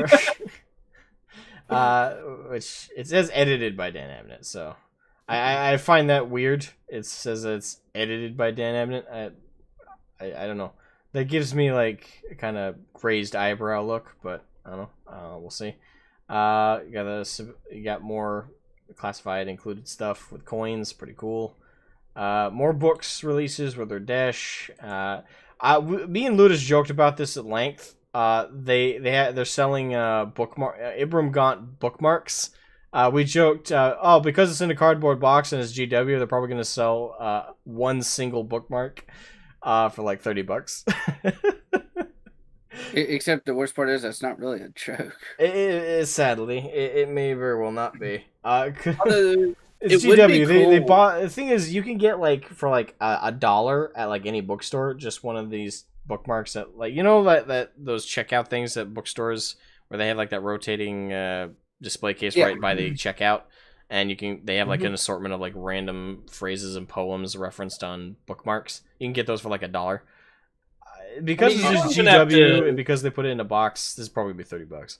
I You would don't even say have to really do that. I mean, I can tell you, I've got a number of books where I just was at a restaurant and just got a clean napkin and just used that as a bookmark. And yeah, I use folded up painter's tape as my bookmarks because I need several of them. Well, no, so actually, here's a really good idea for GW to sell bookmarks more expensive than everyone else and make a profit, but not do it like at a dumb level. You can sell them for $5-10 doing this, but take like a selection of quotes from different name characters or just really famous quotes, like "The Emperor's Children, Death to the False Emperor," or something like that. Just have a bunch of quotes set up. And you can design your own bookmark, like its background color, what is on it, like what is typed on it, and what color the print is in, all that. They could sell those for $5-10. And they would make more of a killing on that than their managers because people would be more willing to fucking buy those. Mm-hmm. Mm-hmm. And that's just bookmarks! Yeah, I genuinely can't wait to I see the price hate they're that gonna Ludus is so right on that, but he is. And I have to give him credit for that. Genuine bets on how much this bookmark is going to cost. I'm betting $5. I genuinely think they'll try and sell a bookmark for $5. Oh, no. I'm saying they'll probably sell that one for like 15-20. But I'm saying if they actually created something on the Games Workshop website where you could do that and they sell them for $5 or $10, like I would actually buy one. Now, granted, I wouldn't buy like 20 of them, but I'd buy like, one, maybe two of them. Mm-hmm. Because that would be really cool. Like for me, it would be, I'd probably have one that's white and red for the white scars and have the white scar emblem on the bottom, and one that's red and gold for the Thousand Suns, well, for 30K or 1,000 Suns, and have have their emblem on the bottom, and probably have two really cool quotes on it from each legion. And I would spend about $5-10 on that. Yeah, I just realized they have like a safety like foam around this bookmark. Don't want it to get torn by the cardboard. And the thing is, it even says Ibram Gaunt bookmark, meaning this isn't like a stack of them. It's unless that's again another typo. They've boxed. They're planning on box selling bookmarks in single boxes. Which is hilarious. It fits GW. I'm not lying. Well, we're zipping past that. Another book they're coming out with Volpone Glory, I can't talk. A Blue Bloods novel, Nick Kime. I actually like the artwork on this.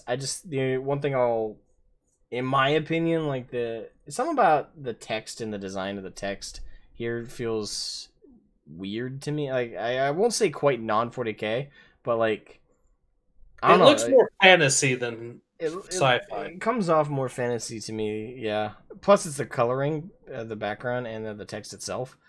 That's like the only thing is it's a nitpick though. It's not major, and I acknowledge that. So, and the other big thing is the new addition to the the Horus Heresy, the Siege of Terra series, Warhawk by Chris Wright, which includes the Khan and Mortarion. Mm-hmm. Which should be very interesting to see. Yes, that is the one I am looking forward to. Right, and then there's also a new set of books that are coming out with Warhammer Crime, which is basically crime novels set in the universe of 40K.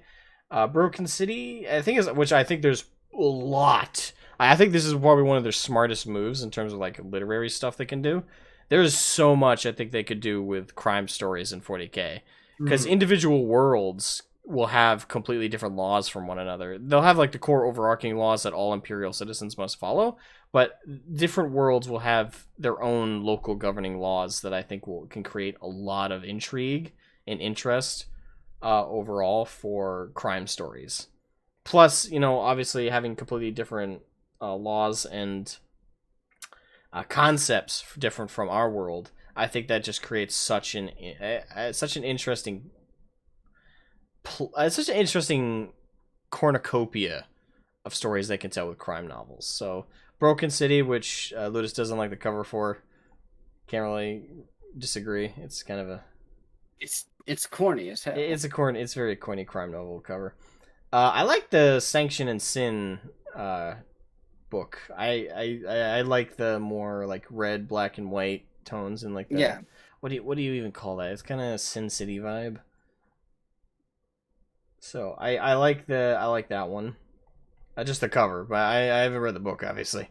I am interested in picking up both actually at some point. Then you got Grim Repast, Aquilin Dress novel, Mark Collins. It's also part of the crime series. I'm assuming it's a... I don't know why I get it a vibe it's going to be a PI story. I haven't read the... Wait, Probate Aquilin Dress, Attracts Strange Cases, but nothing... yeah, it might be like a private eye kind of story. That's a little bit of a vibe I get from that.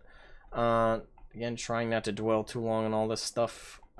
Trader Rock, a Minka Lesk novel by Justin D. Hill. That one could be interesting. It's Guardsman related, obviously. I'm not sure. Actually, is this part of the crime series? No. It's back on track with like normal literary works. Okay, I was about to say. So, yeah. The Twice Dead King Ruin. That's also coming out.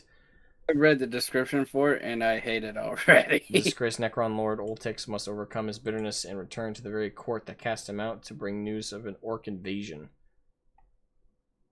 Okay. Expecting the worst, Oltix discovers that the orcs are the least of the horrors that face him and the entire empire of the Necrons. If you like the sound of this one, we can confirm there's already a sequel. Already? You haven't even sold this book, have you? Wow. Wait, you already got a sequel going, but you haven't even sold this book? And okay, that's your budget. And then like the last thing is Steel Thread, this new poster. I actually really like this poster.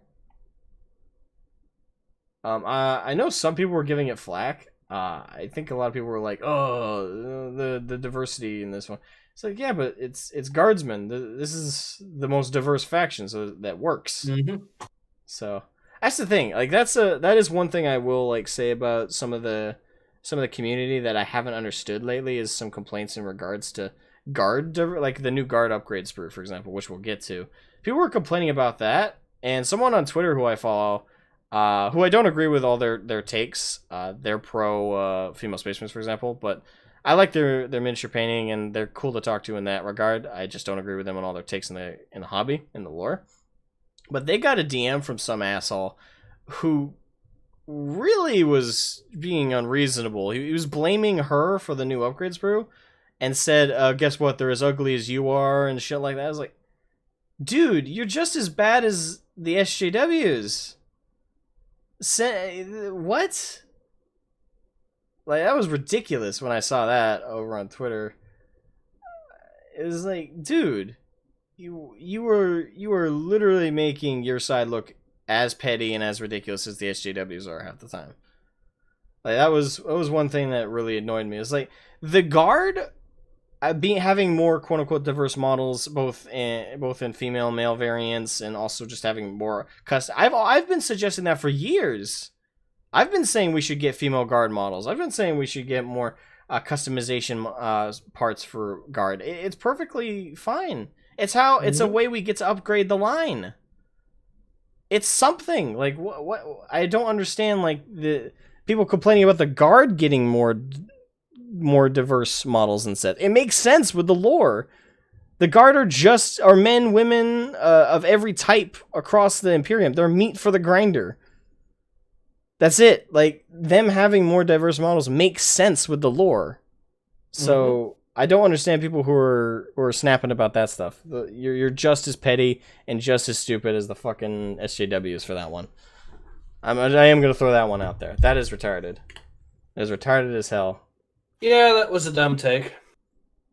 Yeah, but I do actually like this poster. Agreed. And don't get me wrong, one thing I will kind of throw in as an olive branch to those same people. Do I think GW are naturally doing the diverse thing, or do I think they're forcing it in? I do think that they're shoving it in because there's been a lot of, like, demand for it from the politically correct crowd. But again, they're doing it with the right faction. They're doing it with the Guard. Having more diversity amongst the Guard makes sense in the law. Well, I would say that here's the thing to keep in mind, of course. There's a difference between diversity and forced diversity. Is Absolutely. The way I would. Diversity is when it makes sense. Forced diversity is when it doesn't make sense and you are clearly just trying to check a box off. Yeah, and this isn't for then this one kind of is forced in with that definition because it makes sense with the Guard. So I will say that there is another. I will, however, say on that topic, if you want to go into it, not too in depth. That there is an element that adds to the problem that not too many people seem to. And it's actually about Arch's whole gatekeeping thing as well. You've heard the reasoning for why from the SJWs why exactly it needs to be in, right? Or why they claim it needs to be in. Wait, sorry, I was reading some. Say that again. Okay. So you know the reasoning that the SJWs use when they try to justify forced diversity being put into stuff, right? I've heard most of the quote-unquote justification. It doesn't make sense to me, but... The argument is, at its core, they're claiming that by not having the diversity be forced in, that certain people are going to be turned away because they can't find a character in the universe or whatever that doesn't look exactly like Which them. I've never understood. Like, let's use a couple characters who aren't the same race or gender as me. In comics, like Spawn. Spawn is the character who plays Spawn in the comics is black. I have never once not felt related to that character. Blade. I love Blade. I fucking love that guy. Do I not connect with him because he's played by a black man? No! I've never understood that logic. Like, someone has to be the same gender, race, and every other thing under the sun as you for you to relate to them. That's ridiculous. We're all fucking human beings. On that alone, we can relate to one another. Just because someone's not the same race, gender, and gender identity and sexuality as you, what does that have to do with any kind of connection you can make with them? It's all useless, pathetic garbage that has nothing to do with anything. It doesn't matter. I agree with you. Here's the thing I'll bring up when debating an SJW with us. Actually, Ludus was here with me when that happened because I was debating it with Sanzel, who was trying to make. Please not talk about Sanzel. I'm just going to make this brief. Okay, make it brief. I don't want to go down that. So he tried to use that argument. He tried to use the age-old but people will be turned away from it. So I countered it by pointing out, well, the sort of people that are being turned away from it are extremely narrow-minded bigots who refuse to play anything that doesn't, who refuse to interact or connect with any character that doesn't look exactly like them. It's ego. It's ego and narcissism. Frankly, why the hell? And the point I brought up was why the hell should Games Workshop even cater to such narrow-minded individuals? What good would they be bringing to the community if they're so narrow-minded that that's how they view things? That race matters so much to them more than actual character development. Exactly. That's the thing. These characters that are depicted in this poster, for example, their race should be nothing more than a basic physical description. Everything else about them should be built about their character and their personality. Exactly. Things that they've gone through in their life that have built them into the people that they've become. That if the book that these characters are going to be depicted in just focuses on their race and constantly describing that and constantly going over that, it's probably going to be a very boring, uninteresting book. Mm-hmm. I will say I have one joke and then one serious thing on the topic.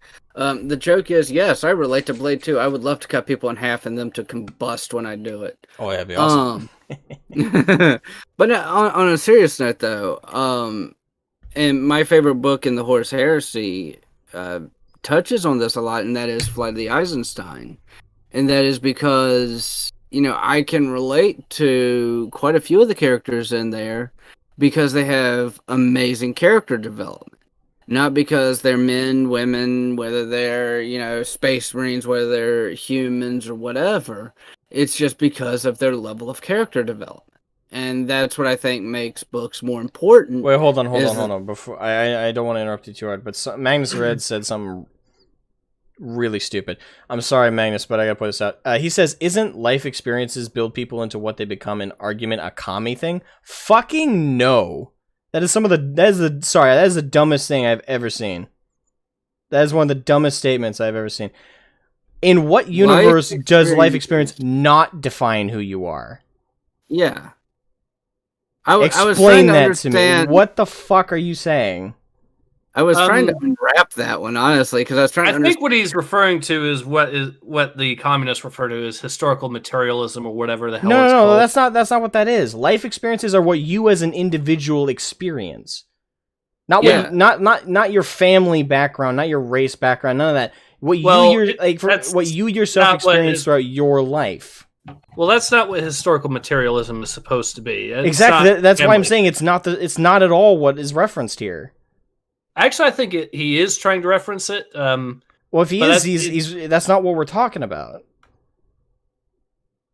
But anyways, but yeah, I will say this. You're right, though. A person's experiences do shape them. A person's lived experiences do. Yeah, it's your environment. It's what you go through as you age, and it's a culmination of the traumas, good times. It's literally everything that defines you as a human being. Your life experiences shape how you view the world in its entirety. Mm-hmm. That is not a fucking commie thing. If you think that, you're retarded. Well, historical materialism itself... That's not what I'm talking about. Like, I don't even give a shit what that is. It's basically that, only it's built on people as a collective rather than individual, and it's still fundamentally flawed because it's talking about people as a collective again rather than an individual, but that's neither here nor there. Anyway, point is, I like this poster, and is that all right? Yeah, all right. So we're done with day 3. Day 4. All I was saying was, like, with Flight of the Eisenstein, it's just the way the story is told and how the characters develop. That's why I like them. Yeah. All right. Day 4. Only major notable thing is the meme that came about because of the crab. That was funny. Well, there's that, and then there's also the Necromunda models that are also hilariously awful, like those. I don't think they're actually all that bad. The one on the left looks a lot like the Sister of Battle thing and is stupid for these same reasons. Kinda. I think I don't know much about... I know Necromunda is a hive world, and this is the crime... It's a heavy crime world, and there's some wicked, crazy psycho gangs out there of different kinds. I don't know much about the Nacht Ghoul. So I can't comment, and this is par for the course. Oh, and there's also the Aeronautica Imperialis models for the Thunderhawk that people were excited about, but... Yeah, this was the biggest slap in the face to people, because people have been wanting a plastic Thunderhawk for fucking ever. And GW was like, hey, you want that? Hey, we're gonna put it in the mini version. Fuck you. All right, so I remember this complaint from your video. I have a counter to your complaint now. Which counter? To which thing? Because I went straight to day 5. Oh, you went straight to day 5. Okay. Yeah, with the orc models, where you're talking about, like, put the smaller models up front and the larger models in back. Okay. Before, just so you know, that's both me and Outer Circle who agreed on this. So. Okay. And I'm at the very top picture, so where they're like on stairs almost. Yeah. When they're on the stairs like that, it really doesn't matter. I do think it does because there's still a distance. They're Not there. If it was shelving and they were at equal distance from the camera, I would agree with you. But there is a decline from the top hill to the bottom one, so they are at the smaller ones are at a distance to the bigger ones. Now, one argument I am going to present now that we're on it though is one thing I've thought of since then is the Squig Hog Riders aren't that much bigger than these guys. So that is one thing I will give credence to that I didn't before, and why it is even more of a nitpick. What Outer Circle said about their order is because he used the comparison about tanks versus like base marines, base space marines, which I don't think that's fair because these guys the size difference between the guys on their feet and the Squig Hog Riders is slight difference. It's a slight difference. There's a much more notable difference between tanks and basic Space Marines. I mean, I wouldn't even say that this difference would be more. I would say to compare it would be kind of like guy on a motorcycle versus guy on foot. Pretty much, almost. Wouldn't even rate as guy on horseback because the squish is just so small. In either direction, though, it's still a anyways. nitpicky thing about the organization in an ad.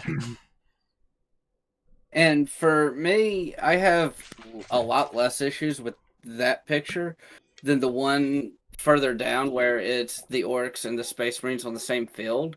I have more issue with that one because they are being more obstructive towards the models in the back. But the one up top, there really is very minimal obstruction for me. So it's just kind of like you said, it's just one of those nitpicky things where I personally don't have issue with it. But the one further down, I have massive issue with. Wait, which one? The one where it's the orcs fighting against the Smurfs. Here, helmet. I'm gonna move. I scroll down. Okay.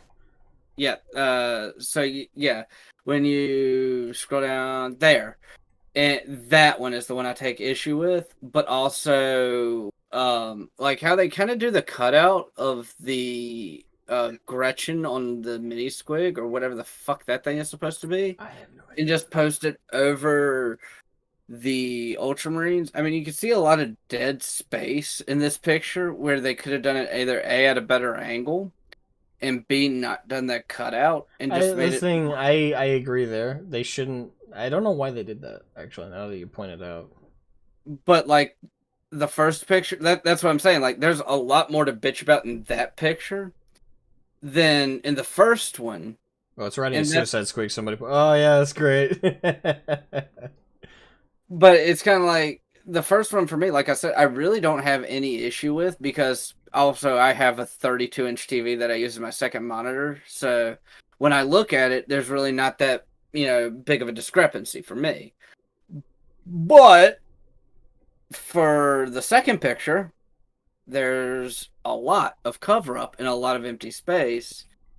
And it's just one of those things where it's like, okay, I'll bitch about this one. Alright. So I guess I'll wrap up this stuff on page 5. I already gave my opinions about it in my Outer Circle response.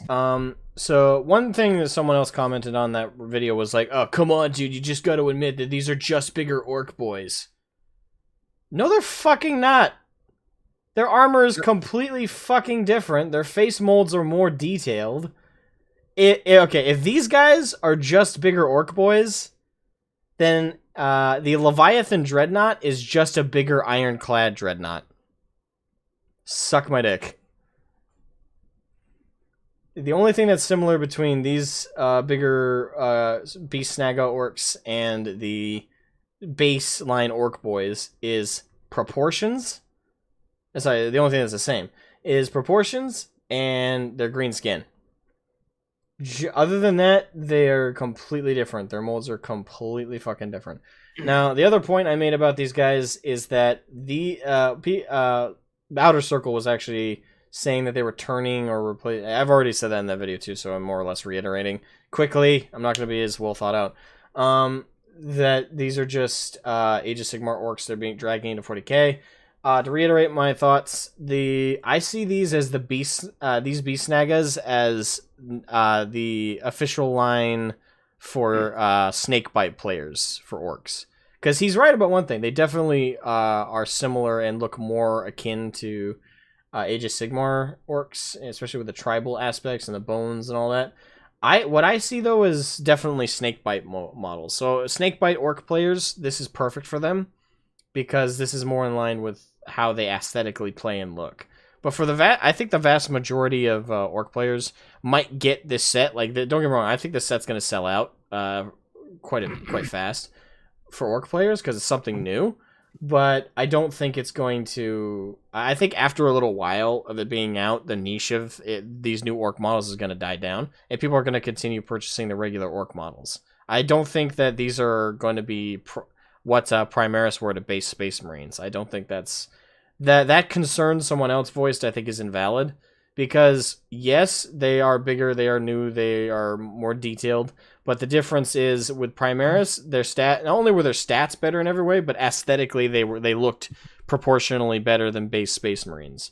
That's another big reason why they sold out. Believe it or not, aesthetic is a big defining reason why a lot of people buy sets. Not just stats. Though that is a big one too. By the way, I got like 13 minutes. All right, yeah. So yeah, just to reiterate, these are like the snakebite orcs, there's nothing else really on this page except for guards. The new guard models, like I said, someone made like a Gosman, would you happen to know anything about the panty raid that happened to the Adeptus Sororitas tent last night? Yep. And that guy's like, no, sir. I love that meme. That's great. I love it. I would love to see So what? I would love to see an Imperial Guard actually try and do that. That'd be hilarious. Because the bad shit that would happen to his asshole upon failure would be absolutely funny. It'd be hilarious.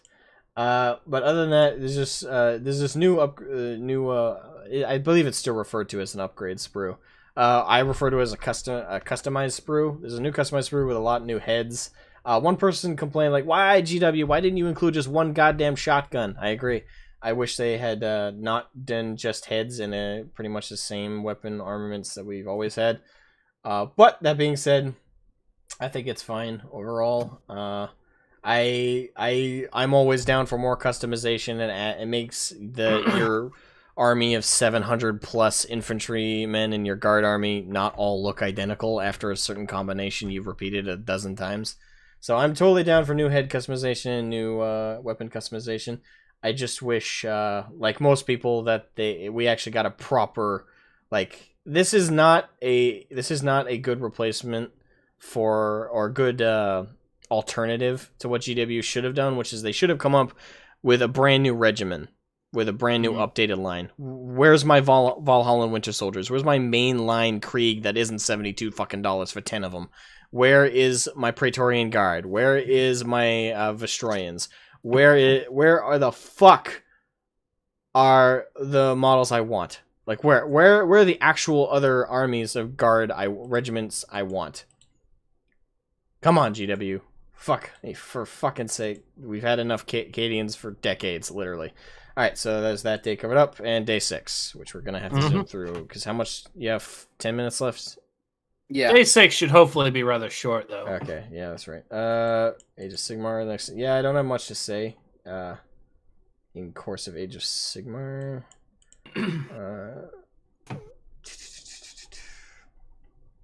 I know that they're expanding upon it a lot. I know there was a not weird, but a chunk of criticism about this model. I don't particularly know why. I don't know, chat. That's where I'm leaning on you guys again for Age of Sigmar stuff. I mean, she's got kind of a jacked face, but Oh yeah, definitely. Yeah, That we've already the gone over haircut. that. We've already gone over. GW can't fucking mold female faces to suit. Also, the haircut. My God, the haircut is awful. Yeah, it's that side of her plume. I can't. The thing is, I can't judge the haircut though because I have a fucked up haircut. So I love my haircut. Well- I want to see something. I don't think I can unsee this now. What? Hold on. Her haircut makes her look like a Cyberpunk 2077 character. Kinda got that punky feel kind of vibe.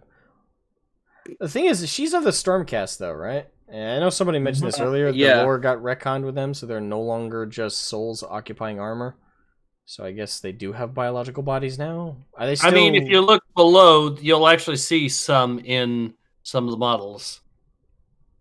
yeah, At least one of them. the first model we see outside of her, this is what most Stormcasts were shown to be look like before now. Mhm. And again, as it's always been explained to me, they are literally just dead souls of warriors occupying armor. Like there's nothing. There's supposed to be nothing in the armor, but again, somebody else said something about a retcon. So I mean, at least one of them has a mask off, so you can actually physically see the face. So, yeah, I wonder when that retcon happened. mm. But yeah, actually, what's sad? What? This face right here on screen right now looks more feminine than any of their biological faces they've molded. You're right. I think that's so fucking sad. I'm gonna share my second screen just with you two, and I want you to tell me if I'm wrong or not. Okay.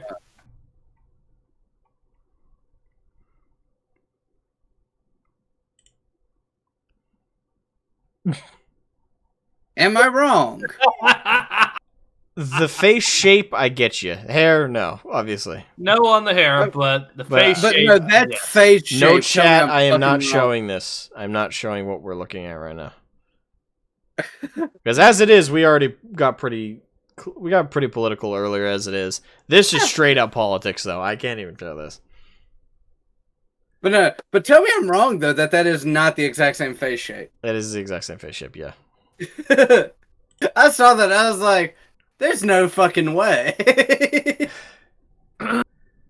Well, anyway, so yeah, I can't comment. I like these models. Personally, I like the armor, but that's not knowing anything about lore accuracy. Is there anything else? Nope, that's it. Did you guys have anything about day 6 you wanted to comment about? No, Not I really think we got for what I everything. showed you. All right, so we got 8 minutes left before Ludus has got to bail. Any calls you guys want to do? Now's the time. I will share the link to the Discord one more time in the chat. Feel free to join that. Jump in the call line chat, voice chat in the Discord, and I will pull you guys into the hidden call, which is what we're in. And you can ask up to 2 questions as long as they're not super political or not super, well, more so I guess I should say more exact politics than exactly what we've already kind of touched on today. Yeah. Um. So I do have a question. Osmond, do you feel like you'd be up for the other live stream, or I would have to am be doing solo? I am losing energy fast. It depends how long you think that's gonna be. Maybe an hour. Are you starting it immediately after this? Yeah, either that or 15 minutes at most after. I can be flexible. I can do shorter than that if you want. I'll join on for as long as my energy holds up. Okay. I'll keep it 40k related, so Okay. or Warhammer related, because we are going to be talking about Warhammer 3. That just got this little. I can speak to the gameplay experience for Warhammer Total War Warhammer 3. Well, Warhammer 3 itself hasn't come out yet. I know, but let's be honest here. How different is it going to be from 2 and 1? Yeah, good point. I mean, I haven't watched the reveal in depth yet, so this will be a fresh bit for both you and me on that. Stormcast Eternal are shit, so nothing new there. Got someone in the call line. Okay, let me pull him in. Gavin, you're on the call. You get up to ask up to 2 questions. So go ahead and shoot, man. I saw a bunch of books while you were scrolling down the page. Out of all of those, which one do you think is most promising? Well, I kind of break it down into 2 categories for just not knowing, just seeing very brief summaries of the books. Let me pull them back up on the screen so I can double check I get the names right. Stay 3. I'd say in terms of the crime novels, just looking at their initial descriptions, I'd say Sanction of Sin is probably the one that both on a visual sense and just its basic summary initially grabs me out of the crime ones. And out of books I'm looking forward to out of like the main line that they're showing off. Personally, I'd say the one that looks most promising, considering it's written, it says edited by Dan Abnett. I'm hoping that isn't too literal. I'm hoping he at least wrote some of it. It's the Sabbat War, the Sabbat Worlds Anthology. That's the mainline one I find the most promising. Cool. All right. You have another? All right, I'm gonna hop out because that's the only question I had. All right. Thank you very much, man, for hopping in the call. Glad to have you, and have a good day. All right, you too. All right, that's Gavin. If anyone else would like to jump in the call, ask a question or two, feel free. Link's still in the chat. Let's see. At first, I thought it a bit when okay, what? At first, I font it a bit of but when I read a short story about it. Okay, did I read that wrong? I thought you had a stroke. I thought I had a stroke as I was. Wait, hold on. I'm not even going to try and decipher that one. Yeah, okay. Ace saying I can be flexible. I am interested. Your bro is in the call line. Jabro, welcome to the call. Same rules apply as the first guy. You can ask up to 2 questions. Go ahead and shoot. Yeah, do you want me to to say what I just read? Yes, please. Basically, I was talking about the Stormcast art they made. Well, in the first comment, I said that they basically sold Reforged by Sigmar to give them a new body. Okay. So that's why they So still have that's the fleshy retcon? thing. I don't know if it's a retcon or if it wasn't first edition, but that's what I read. Okay, so I think what he was saying is that you read a short story on the Stormforged Eternals, and then that's what got you to like them. Yeah, I Okay. kind of find it cool. They have like problem that when they get reforged, they can lose their feeling, and it's kind of make it interesting. It's not perfect, but Wait, they lost their feeling? they can lose their feeling. Like 'Cause physical if they feeling or die, like they return to emotionals? Sigmar to get reforged. That it's not very well explained, but Okay. it's surface level cool. Alright. It's more that I can expect for Age of Sigmar. Alright. Alright, thank you for sharing that detail. Got any questions for us? No, not really. Alright. Have a nice day. Have a nice day. Thank you for joining the call. Thank you for also elaborating on that. I appreciate it. You're welcome. Thank you very much. Alrighty. So let's see. Chat. Stormcast equals Rubric Marines. Re-human. That would make a good mad boy sentence right there. And that. Okay, read that. No, that makes no sense. Stormcast Eternals don't have emotions. Alright, so Ludus has got a bail. We're at our final mark here. So I'm going to call a stream. Thank you guys so much for joining us on today's podcast, Geeks Heretics podcast. Thank you to our guest speaker, Ace. Thank you very much. Thank you very much for having me on. Yeah, much appreciate it. And Ludus, any final thoughts before we close out? Not that I can think of. I mean, like I said, the things I'm really looking forward to are really the book. And as far as any games, Warhammer 40K coming out, Not really. It's just they're so early in development right now. We've heard so little about them that I don't really feel one way or the other. Okay. Alrighty. Well, thank you guys so much for watching, everybody. My name has been Asmagon. And I've been Ludus. And Ace 1918. For a second, I thought that was your sign out. All right. Well, thanks so much for joining us, guys, and we'll catch you guys next time.